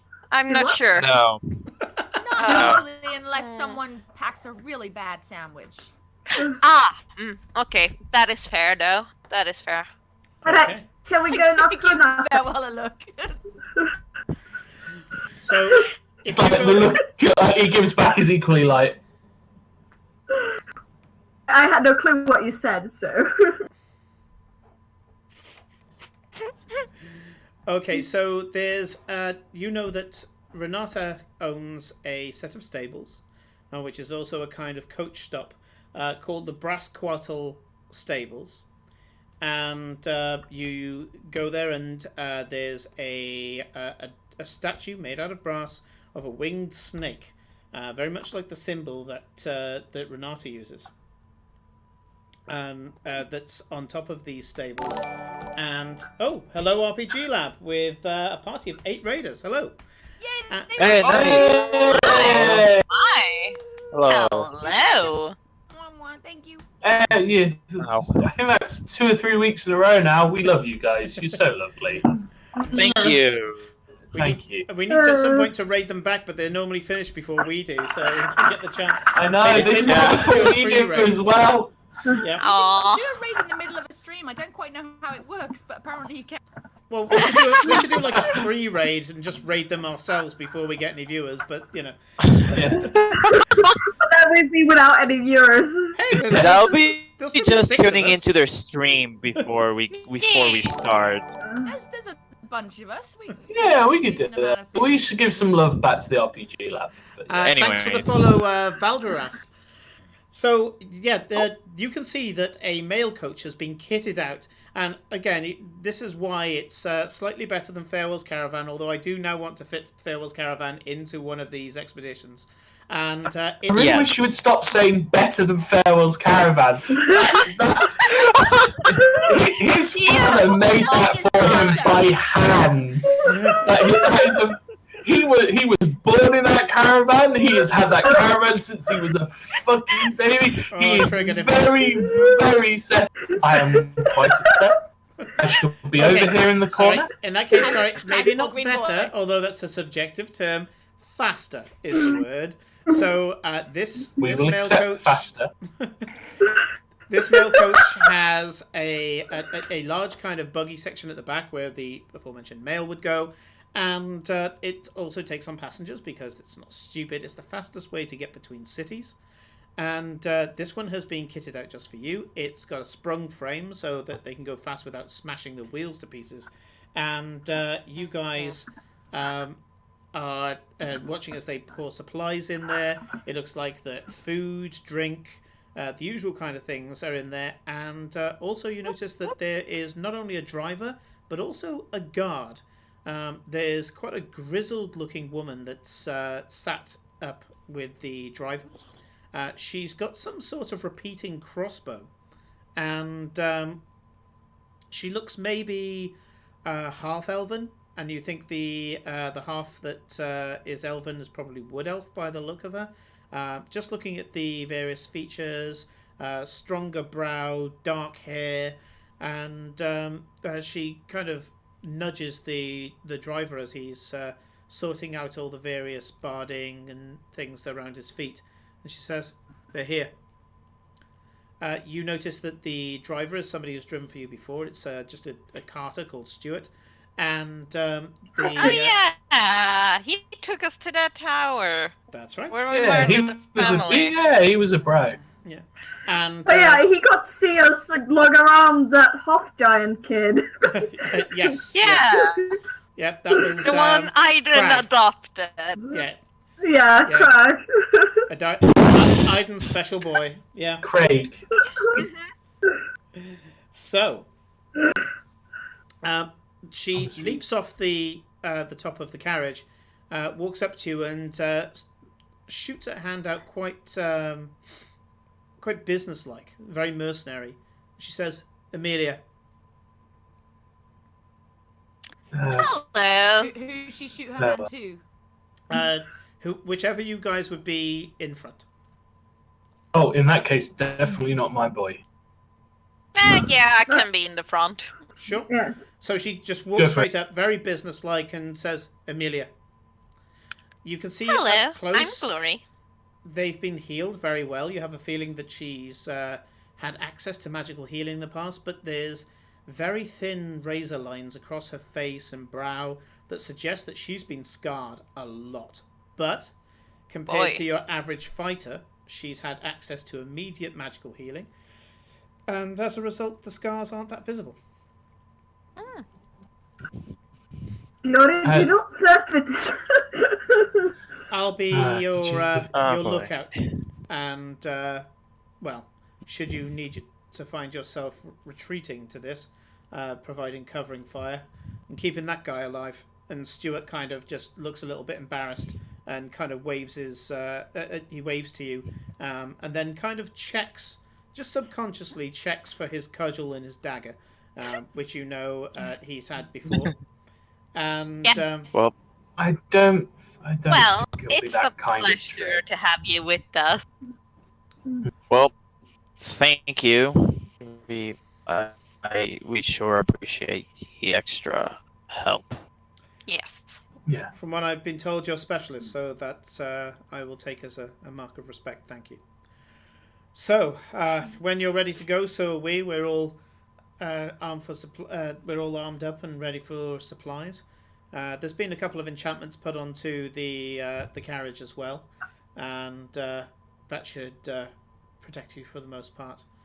So you have non-detection on the main carriage there, so they'll only be able to detect myself and the driver.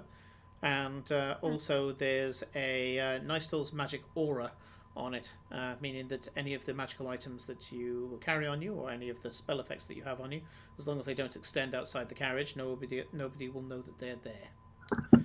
Okay. All right. Nice. It's the best we could have done with the time that Okay. we had. So, you guys are looking to go to... And she looks through her notes and says you're going to Vaughanford. Why are you going there? It's nowhere. Well, apparently we were there, like, I don't remember how long ago, but we were there on an assignment, and we have since lost all memories of that assignment, so we're going back there to find out, well, if we can find out anything. We're dodging our own steps to find out some things. Yeah. Hopefully doing better this time. Okay. Yes. Well, as I say, ready when you are. Yeah. Well, I hop in. Do we have all our supplies? I'm going to say that you got to the tavern on the way there and picked up whatever you needed from the tavern.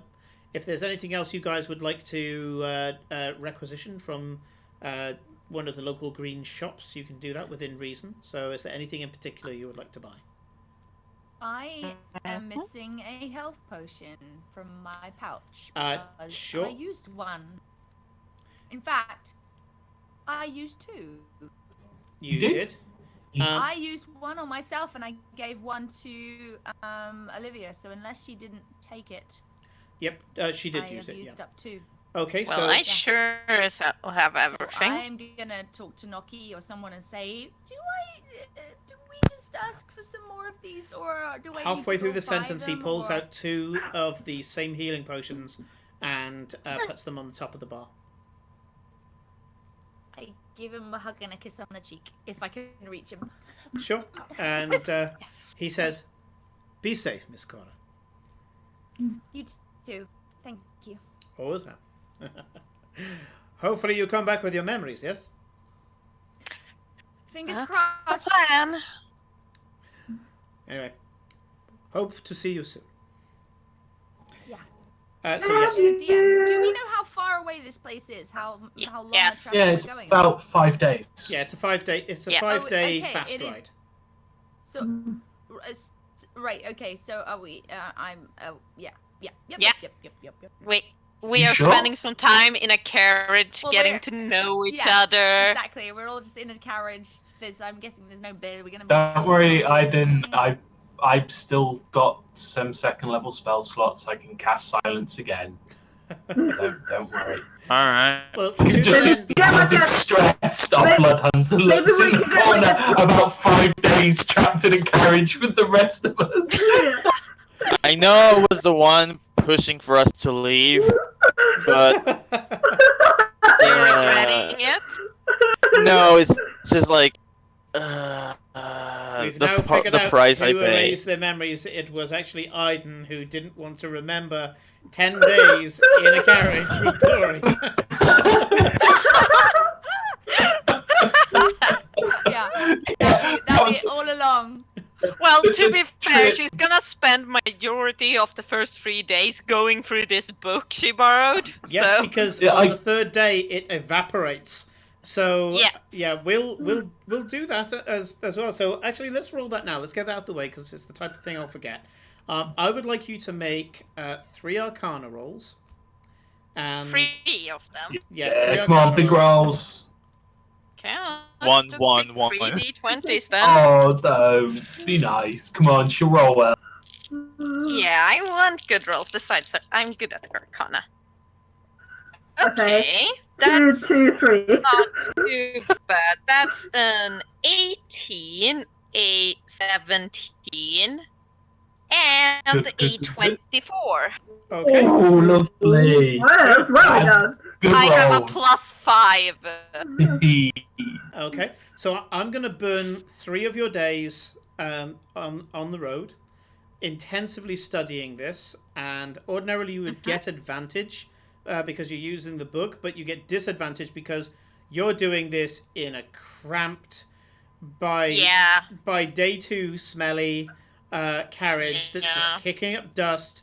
They're going at speed, as I say, fast ride, 5 days, fast ride. So this carriage is rocking backwards and forwards. Sometimes you're feeling a little bit sick.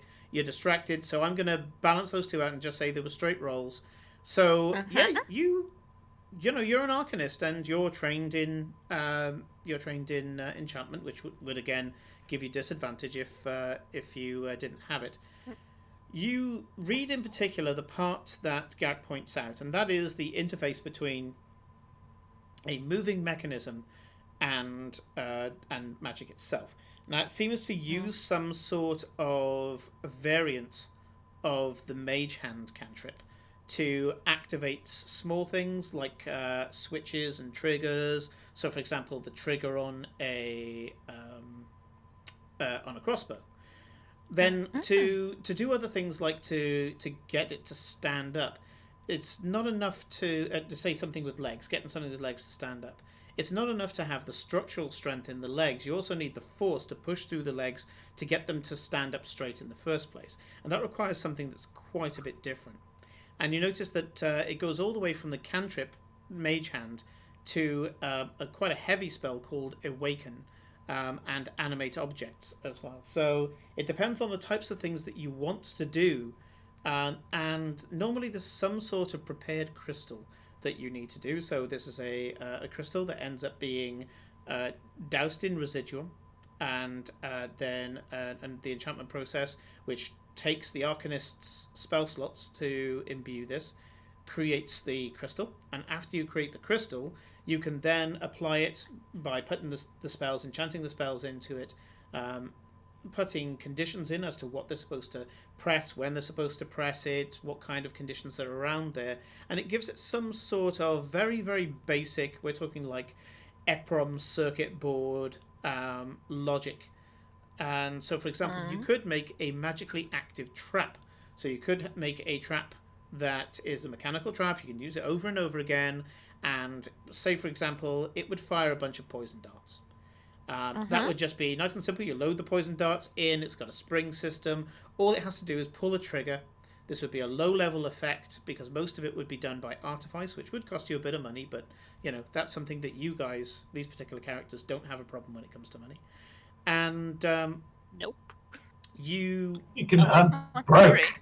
You could get it so, for example, you could say whenever a tiefling walks in front of it, or whenever anybody who isn't carrying a particular type of symbol, or anybody who is walking through and isn't whistling, for example. So if they forget to whistle as they're going past this thing, it would shoot them. So you can start with that, but you do see the higher level spells, especially Animate Objects, where you could definitely make things along the lines of automatons, assistants, things of that ilk. Now, for the most part, the automatons would do the same job as an unseen servant, except they're seen and they're a little bit stronger. Getting them to attack they would pretty much be useless.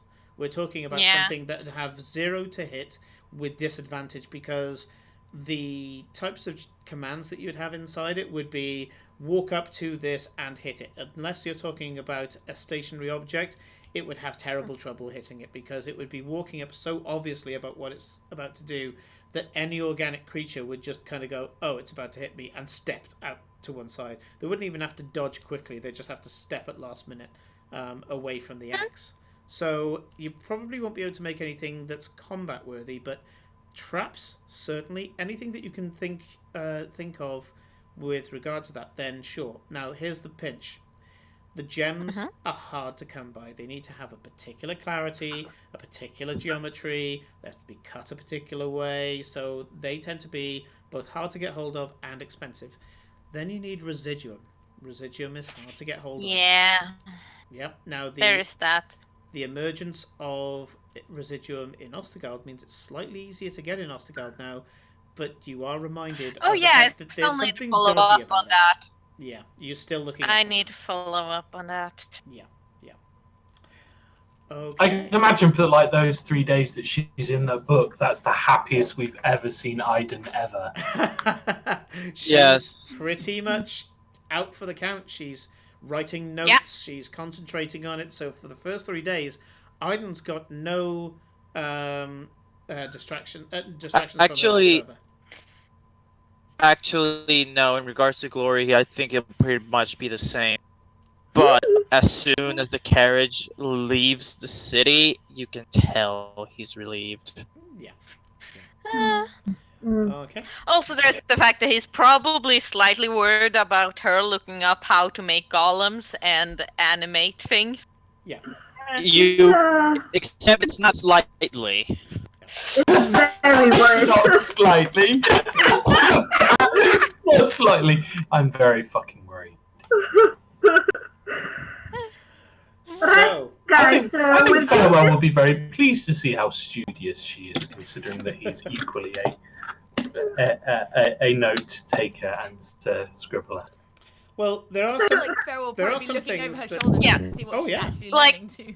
Glory doesn't bring out her book of notes very often, but when she does, she writes a lot of research. yeah, kind of very feverishly. What was the There are name of the... sorry, what was the name of the wood elf now again? the wood elf Right there. Amelia. She hasn't Amelia. given you a surname. Her name's Amelia, and to allay any fears, just in case she's just kind of wandered up and just acting the act, she has got a green organization badge on her hip. Yeah, so she's bodyguard? Caravan guard, yeah. Caravan guard. But she looks incredibly badass. You have a feeling that she's if she is a caravan guard, she's one of the caravan guards that goes to some of the rougher routes, and probably kills bandits, on a regular basis. Stuart's a human, yeah. Yeah, Stuart's just a human male. Just Amelia half-elf. yeah, he's kind of early 50s, slightly rotund, muscular from loading up cargo and things like that. Slightly kind of crooked back from spending so much time in the seat. But other than that, he's just an unremarkable NPC. Not paying attention to him. Don't ask his life story. I would like to imagine that on one of these days on the trip, Glory and Farewell are both buried in books. And Aiden is sitting in the corner looking bored as shit. Maybe just drinking, because I'm sure he No, brought I'm stash. asleep. Asleep. And I don't know what Eclipse might be doing, but something like, and Cora's just like, ha ha ha, and she's gonna just, I'm gonna use my cloak to bump through the roof, and jump and just hang out on the top of the carriage, Sure. like getting some air and just like, maybe Teen Wolf style, I don't know, but she's just like, get me out of here. It's so boring. I have to do something exciting. Yeah, there is a point. There is a point where it's starting to get a little bo in the carriage, and you can see it. Your hands are itching and all the rest of it. You grab hold of the cloak, you put it over your shoulders, jump as high as you can, phasing as you do so. You bamf through the lid of the carriage, and you're on top. The cloak ends up flying behind you very dramatically as you're holding on to the top of this carriage. There are packages on top of the carriage which you also phase through, because you can phase through up to 5 foot of material. And so yeah, you're kind of just hanging on to some like mail parcels that are strapped down for dear life, and just letting the wind go through your hair, and as I say, the cloak's looking dramatic as well. And you notice that when you do this, Awen zips out of the window, and because believe me, the window is open, zips through the window and is just kind of flying alongside and doing like strafing backwards and forwards in front of you. I would, as she jumps out that, I just hand Gloria silver and just look a little bit disappointed. I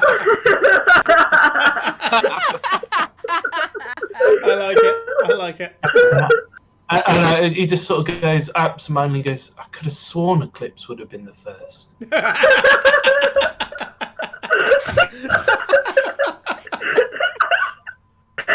love it.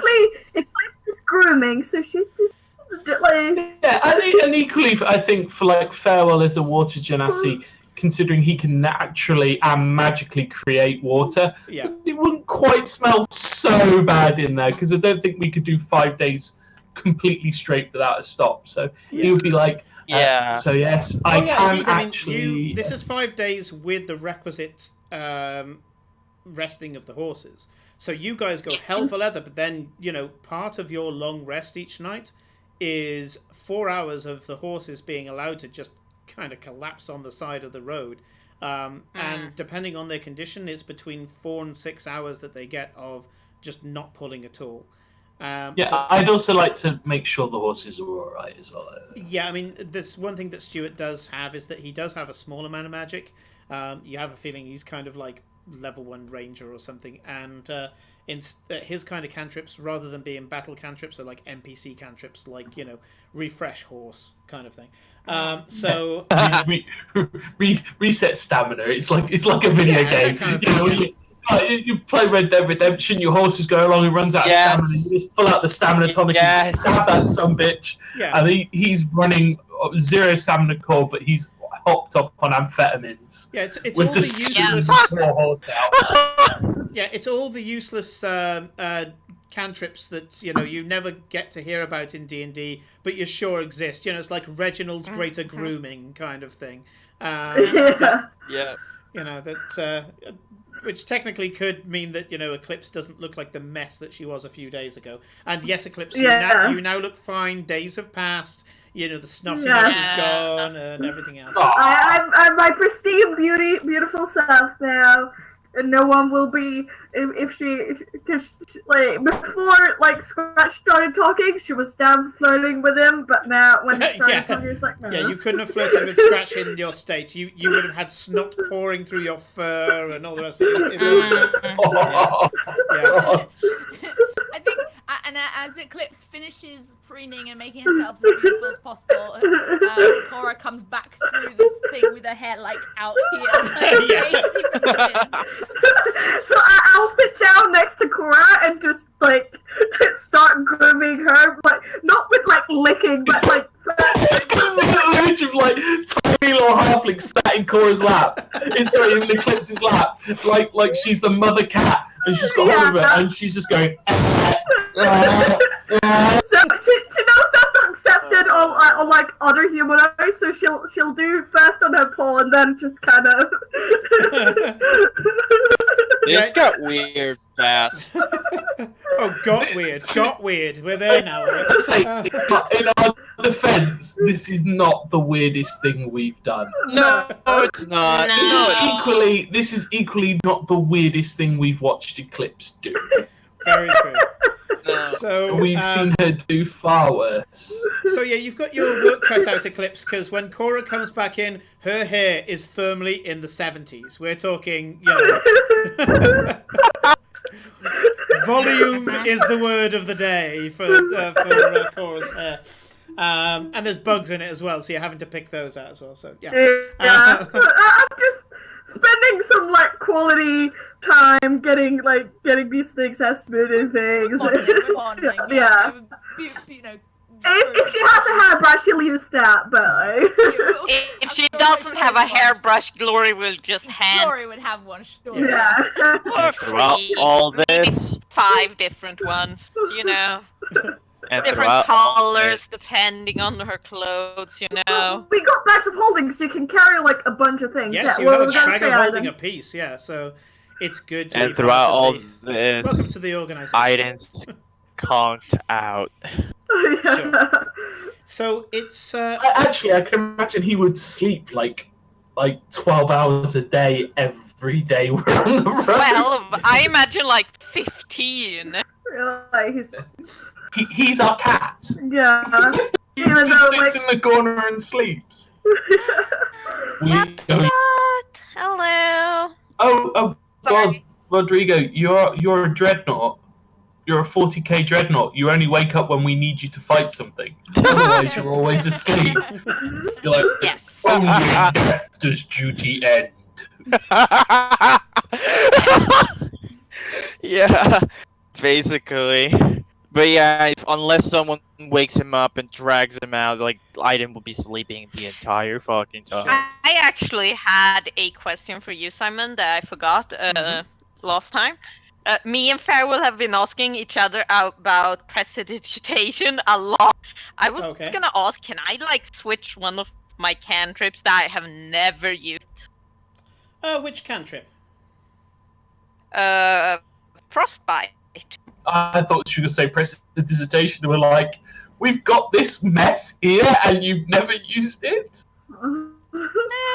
So, yeah, you've never used Frostbite. I'll let you have prestidigitation in place of it. It seems like a very glory thing to have, something that cleans your clothes, change the colour of a dress. Yeah. Yeah, yeah. And I've put a precedent in there that you can't change the colour of your skin with prestidigitation, but I will allow you to change the colour of your hair.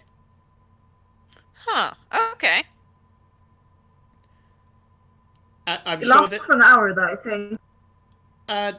certain things last an hour, but I think when you change the colour of something, it doesn't go back to being the previous colour. Similarly, when you clean something, it doesn't go back to being dirty again. No. Yeah, so it's you only... make a color small mark or symbol appear on an object or surface for 1 hour. So that one is 1 hour. I will say if you clean something or colour something, that's permanent.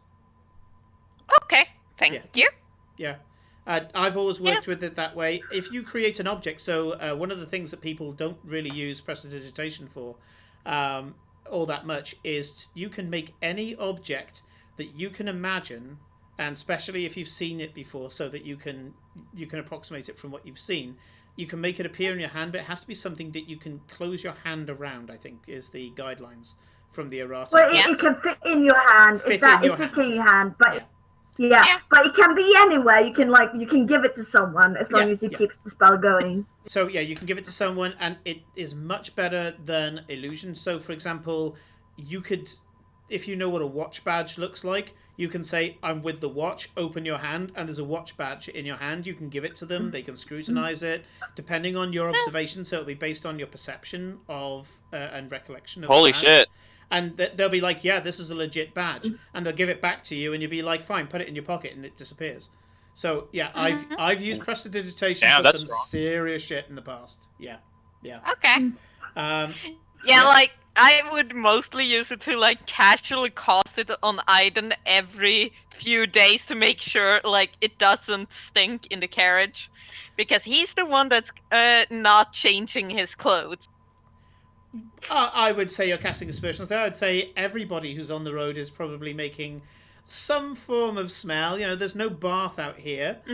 Thankfully, you have got prestidigitation. I will point out again that I can make. Things. I think it's 20. Yeah, Hold on. I think we'd be creating little shower cubicles somewhere in a. I can create 30. I can create I can create 10 gallons of clean water. Yeah. Alternative, the water falls as rain in a 30-foot cube. So I could make Shower! a 30-foot wide 10-gallon shower. Just this communal shower in the middle of a field. It's like, right, everybody, we need this. Snap. Yeah. Yeah.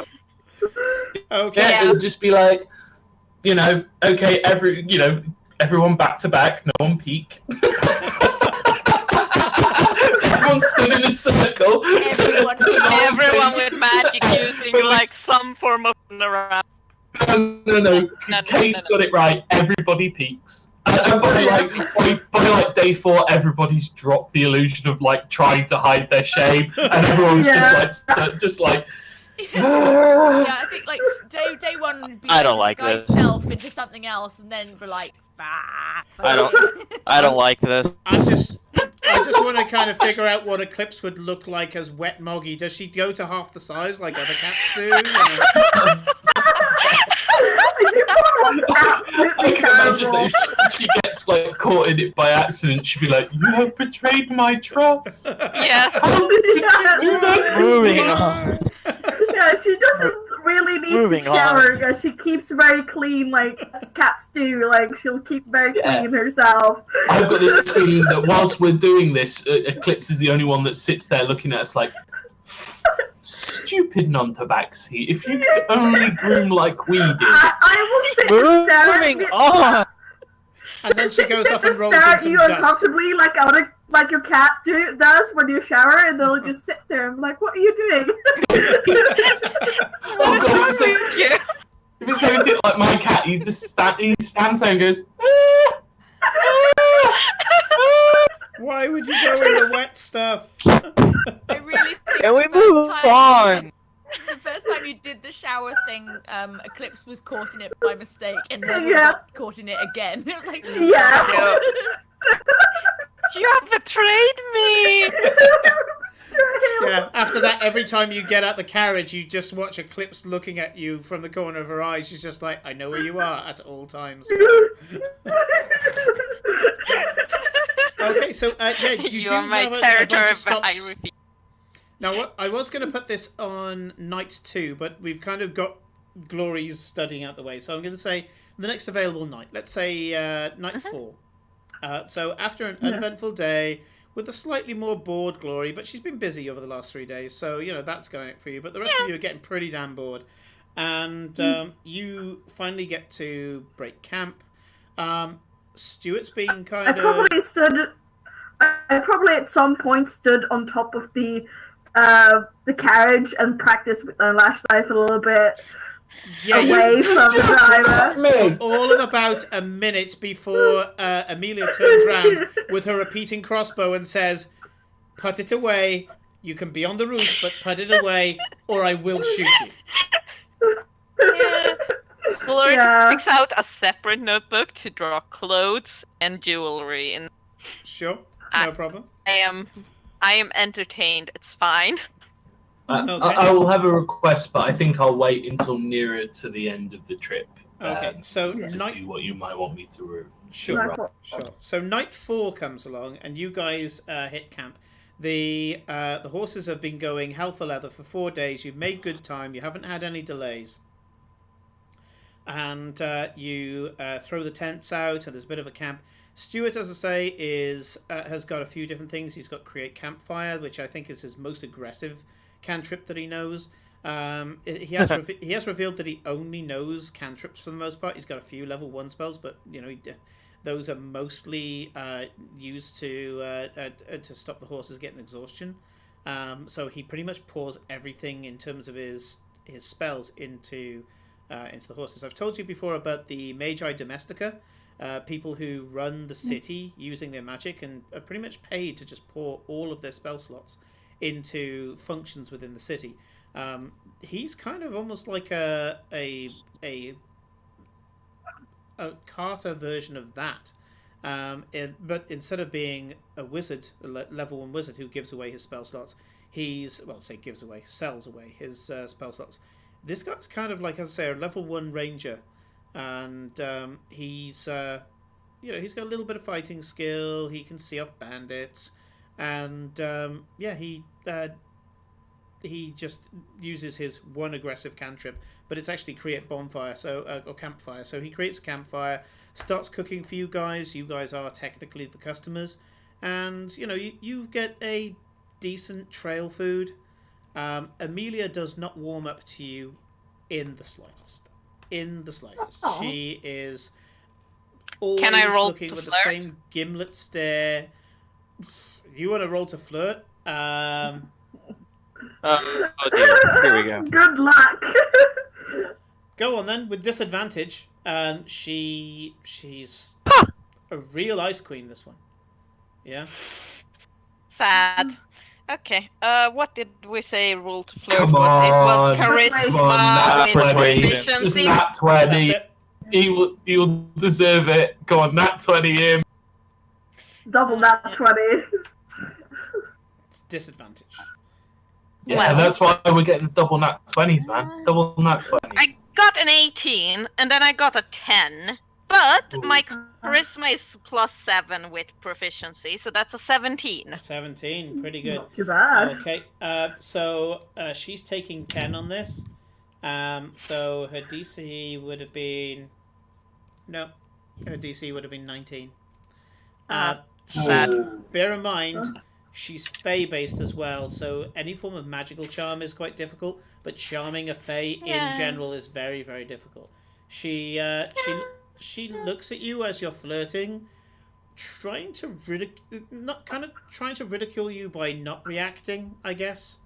But the score that you've got there, you don't feel embarrassed, ridiculed, and in fact, there's people like Stuart and some of the guys here who think you're about to succeed, and then Amelia just gets up and walks off. Worth a try? Can't win all. Oh. Can't win all. No. Yeah. And you have no idea whether or not she would potentially be attracted to you. You just chanced your hand. Of course not. Yeah, and these guys hear some of your really good lines coming out. A little bit of throwing some eyes and some throwing some walks. You're on your game. There's no shame here. This was just a challenge that you knew that may not pan out. Mhm. Yeah. So you guys bed down at night 4. I stay close to the campfire the entire time. Sure. And that's one thing about Stuart's proficiency in this. The campfire remains even while he sleeps. But he kind of tells you that he sleeps with one eye open as it is, so maybe he's just dozing rather than fully sleeping. And you notice that the half-elf, you don't know if she kind of dozed a bit while she was on the carriage, but she stays perfectly awake. I would like to think as well that with Farewell's background and his history, that he could at least be helping setting up camp and doing all that sort of stuff. I mean, this is a kind of medieval time where you guys all know how to light fires, cook roughly, pitch tents, things like that. I mean, everybody knows this. I would also point out Farewell will take great offence in the term of he knows how to cook roughly, but it just upset the boy. Yeah. Just that's it. You continue to upset the boy. To quote the scout badge, backwards cooking. But yeah, so you can cook outside. Only the most kind of pampered individuals don't know how to do this type of stuff, and they are completely ridiculed. Children are exonerated to a certain extent because you'll teach them how to do it, but only the most pampered members of society cannot do this. So yeah, you do all that, and you're putting your head down for the night. It's good to be able to try and sleep without the noise of a rushing carriage all around you. There's the occasional whinny of the horse, and you guys find that you sleep quite well. At this point, I would like Glory, of all people, I'd like you to make 2 checks. The first is a perception check. Yeah. Is this because of the thing you asked me about? Don't know. Just do it anyway. Okay. Perception. Mm-hmm. That's 17 again. 17. It's good. Okay. And let's get the checks out the way before I explain the scene. Roll initiative. What? Oh shit! No, just glory. Just glory. Well, I'm going first because that's a natural 20. Woo! Okay. Cool. What's the total? So, what's the total, Felicia? 20. Oh, I have you don't have any. initiative 0. Oh, fuck! So it is possible if they got a dex on you, they can go for because natural 20 doesn't matter Doesn't really with do initiative. Oh yeah, I know. Okay. No, that is fantastic. So, this is what happens. You're sleeping. I was going to say sleeping, the peaceful sleep of the innocent, but that word should never be applied to glory. Never. And there's this tickling by your ear, girl. and at first you feel it might be like an insect, and shortly after that, you kind of mix the waking world and the dream world, and you can feel almost like it's the caress of the hair of a lover that has just moved in sleep, and you kind of, as I say, mix between the dreaming and the waking world. You're kind of like, no, and trying to bat it away. And then there's these hissing sounds that kind of comes out from, I don't know, from sleep. It's kind of coming out from a gentle susurrus in the background, the wind passing through the local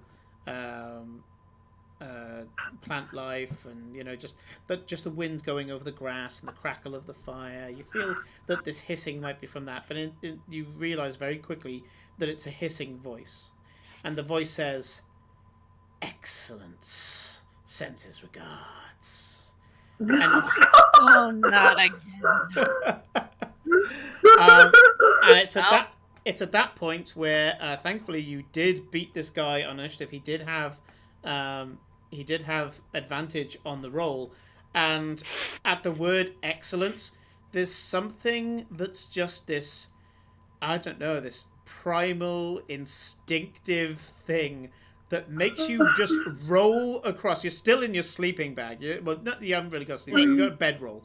You're in your bedroll, and there's just something instinctive that makes you roll out the way as this, maybe a dagger, maybe a claw. You're not quite sure. Yeah, but makes you roll out the way. Simon, Yeah. do you remember we talked about how she uses her earring, She the does. prism? Yeah. Yeah. He would have missed either way. Good. Yeah, he would have missed either. Yeah. So so not only do you roll out the way, but your transposition, I think, is probably not a double, it's a transposition, rolls out the way as well. And if for everybody else, Glory has a particular defense that she employs when she sleeps at night, and her body and the image of her body as she sleeps is between 5 and 10 foot away from each other. So this attacker came up, whispered in the ear of the double, and then went to stab with whatever the hell it is. And even the illusionary double rolled out the way in time because of the natural 20. It's at that point that you open your eyes, the campfire's gone, and there's a smell of blood in the air. And so this is Are we awake? This was all very quiet. I mean, this thing whispered in Glory's ear, and Glory wasn't where you guys think she was. So she's actually further away than you think she was. She was a little further away from the fire even.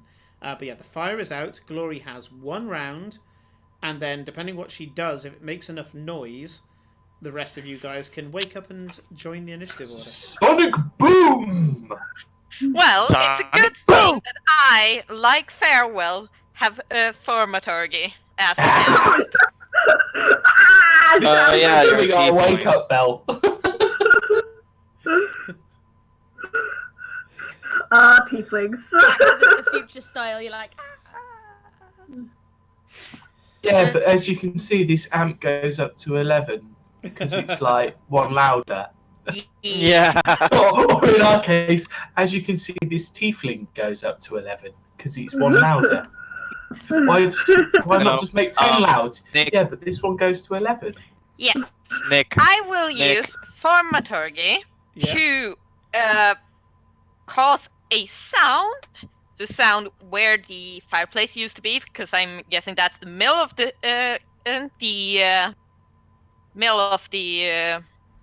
camp, and make the loudest boom I can, which will more than likely wake everyone in the vicinity up. You would think so. Or you could just shout. Oh, fucking... Don't you start with this shit. No. No. Don't you start with this, dear. No, because what I'm thinking is that since I don't fire the attack from my position, does the illusion still hold? Yeah, you're not actually attacking, are you? You're just creating a diversionary sound. I'm going to say that, I'll say that your image, which he hasn't identified yet because he hasn't actually passed anything through it, your image is still 10 foot away from you. So you're invisible and your decoy is 10 foot away. Yeah. And then I will use my movement to get to the other side of the camp, so I have a little bit of space on it. Sure. Okay. Yeah. So your illusion will copy you in running around, but that just makes it look like you're evading anyway. So I'm very happy for that. So do we wake up from a really loud boom? Well, that's the whole point. Is she creates this thunderous explosion, and you guys all wake with a start. Let me just check something here.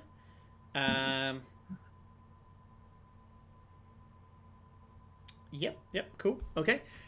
So the one thing that doesn't improve, Gloria, I believe you've got dark vision. Yes, you're tiefling. You do have. Okay. Yeah, I had dark vision. I'm a tiefling. You heard the voice. That's no problem. You heard something stab into the ground. That's no problem. You didn't see the fire for a very good reason. You are 10 foot away. I'm going to say that you're the right 10 foot away.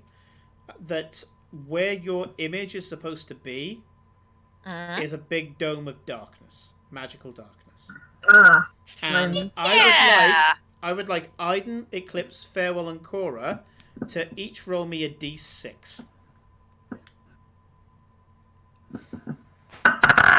That's a 6. That's a 1. 4. Okay, so Eclipse, Cora, and what did you get, Aiden? 6. Okay, so Eclipse and Cora, you're in the darkness. So when this explosion goes off, you open your eyes, pitch black. Unless, Cora, do you have the Eldritch Invocation that gives you night vision? Yes, she does. Despite that confused look on her face. I have no fucking clue. Because Aiden is the only one in our group who doesn't have it. I don't know. Oh, wait, hold on. Eldritch Invocations. I think it's Devil's Sight, that invocation. Anyway, Simon, as I'm running, since the illusion moves my voice as well to the illusion, I will just shout, "It's time for some fun, guys!" I can't see anything. Fun and mine are not the same. What did you do? So I'm going to say for now, both Cora and Eclipse can't see a damn thing, even if you have dim light vision, dark sight or whatever it's called. You cannot see this magical vision. Darkness. The only thing that will see through it is the Warlock Eldritch Invocation, which I can't remember the name of it. which allows you to I see. think it's Devil's Sight. Yeah, I think it's Devil's Sight that allows you to see 120 foot even in magical darkness. So if you have got that, Kate, tell me. And yes, you can see what's going on. Farewell and Iden, you rolled high enough that you weren't in the range of it. So you've woken up very, very suddenly. Glory's running around. No, actually, you can't see Glory. So there's a voice inside the darkness going, "Time to have some fun, guys." So you can't see Glory. The voices come from inside the darkness, and what you two both see is this big dome of darkness. Amelia is slaughtered. Just this big pool of blood on the floor. She's completely dead. Yeah. She's had her throat. Why? She's had her throat cut, and How long has she been dead? you don't know. You've just woken up, and Yes, but Stuart seems to be completely asleep in his bedroll still. No sign of blood on him.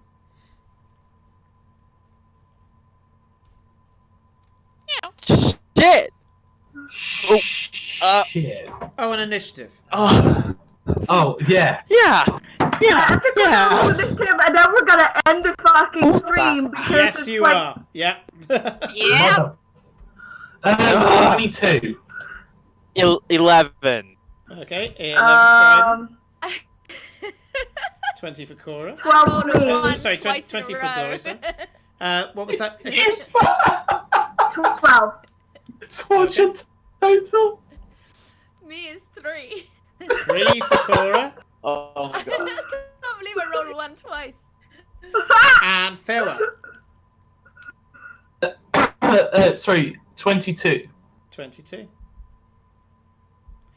No, sorry, 21. Sorry, 21. Doesn't make much of a difference. You're but yeah, still that's faster cool. than me. Okay, yeah, farewell goes first. So I got a natural 19, and I've got a +2 to my initiative. I hate that despite having a +4 in dexterity, my initiative rolls have been consistently garbage. I got an 8. My initiative is +4, so that's 12. okay, so I'm going to leave you with a little bit of a cliffhanger, and we'll stop there. The voice inside the darkness suddenly goes, "Oh, clever, very clever, Glory. That even fooled me for a second." And these two glowing dots inside the darkness pierce the darkness, and they're bright red glowing orbs, presumably a pair of eyes, looking out of the darkness to you and says, No. "I can see you." No, do not want. Wait, Do not does want. they say that in common or in abyssal? Or infernal. Or infernal, yeah. What languages do you speak, Glory? Well, I speak a lot of languages actually. Oh, goody. Where's that in this thing? Here we go. I speak common, infernal, abyssal, and draconic. Okay. So, for you, Glory, it appears in Draconic, actually. Iden appears in Common. Eclipse, it appears in Common. Farewell, it appears in Aquan. And Cora, it appears in Halfling. Huh.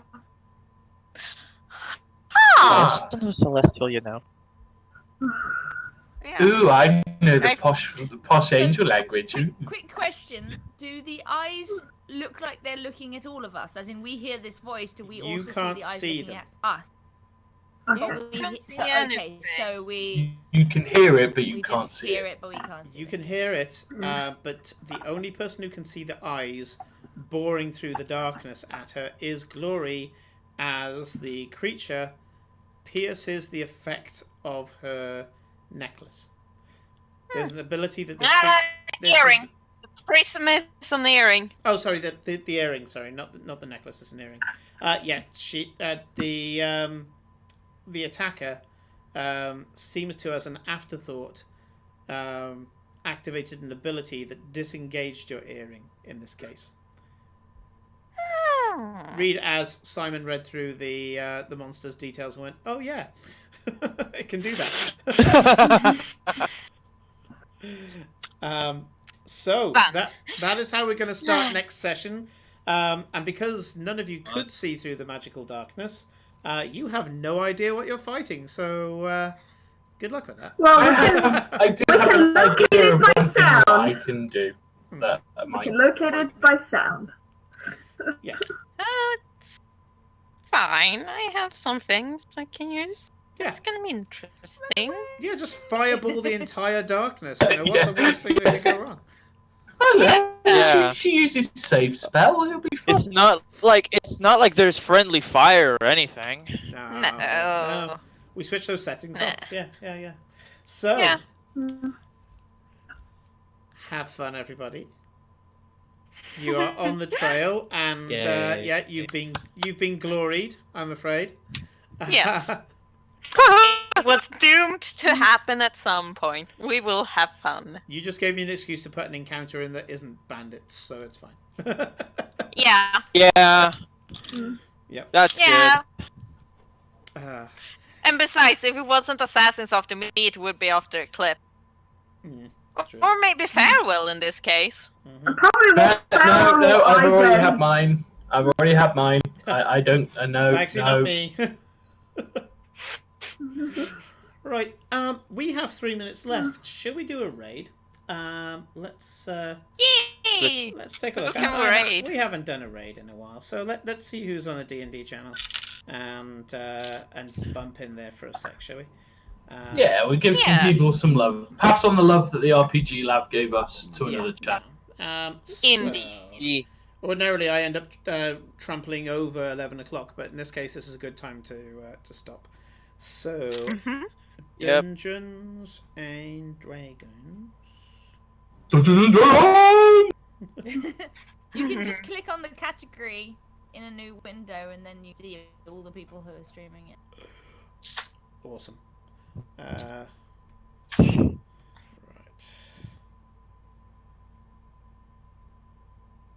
Always hard to know. Yeah. Dungeons and Dragons. There are a few of them live. We are Quite a few. Dungeons and Dragons. What have We got here? just pick a random one. I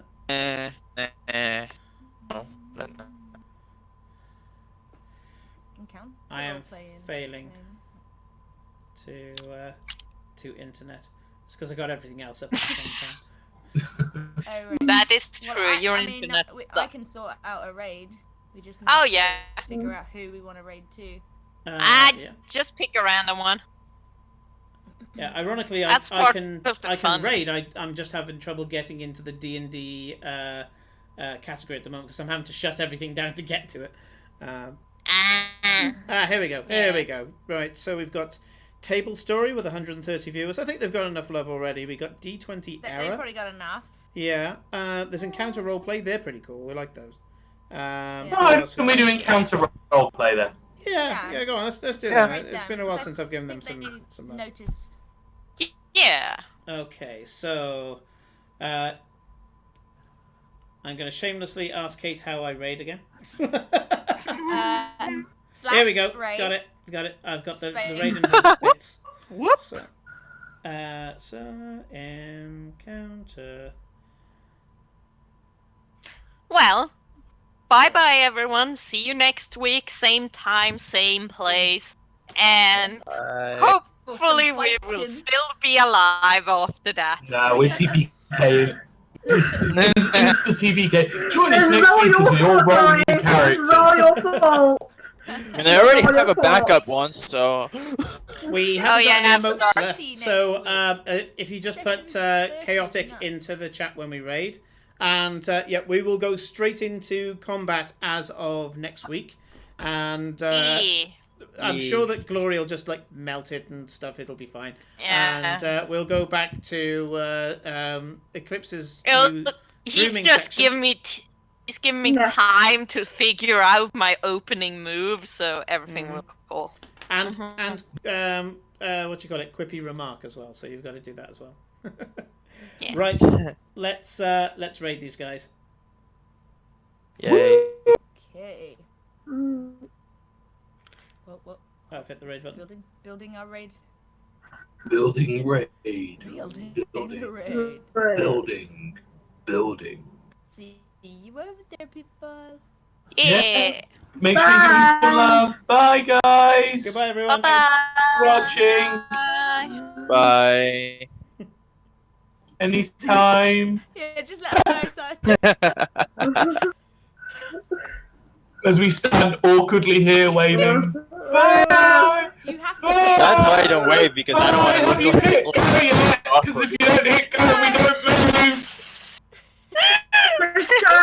We know what we're doing. We're a professional outfit. Jumping between 1 and 14 raiders. I don't know what's happening. What are you doing?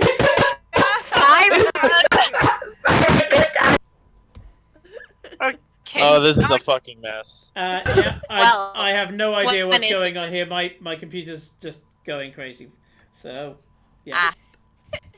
It says we're Keep switching it says between we are currently 14. rating them. So, yeah. It says raiding encounter roleplay with 2 viewers. Yeah. But you need to click go. 14 viewers, but you need to then hit OK. Let's do it. Raid. It's not offering. It's not offering that.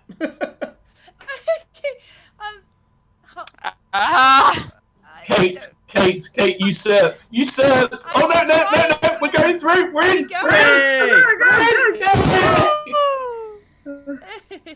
We totally know what we're doing. We're not amateurs in any way, shape, or form. Now you need to make sure you end the stream. Yeah, I will. I don't know if it's switched to chat. Okay, I'm going to stop the recording and streaming now.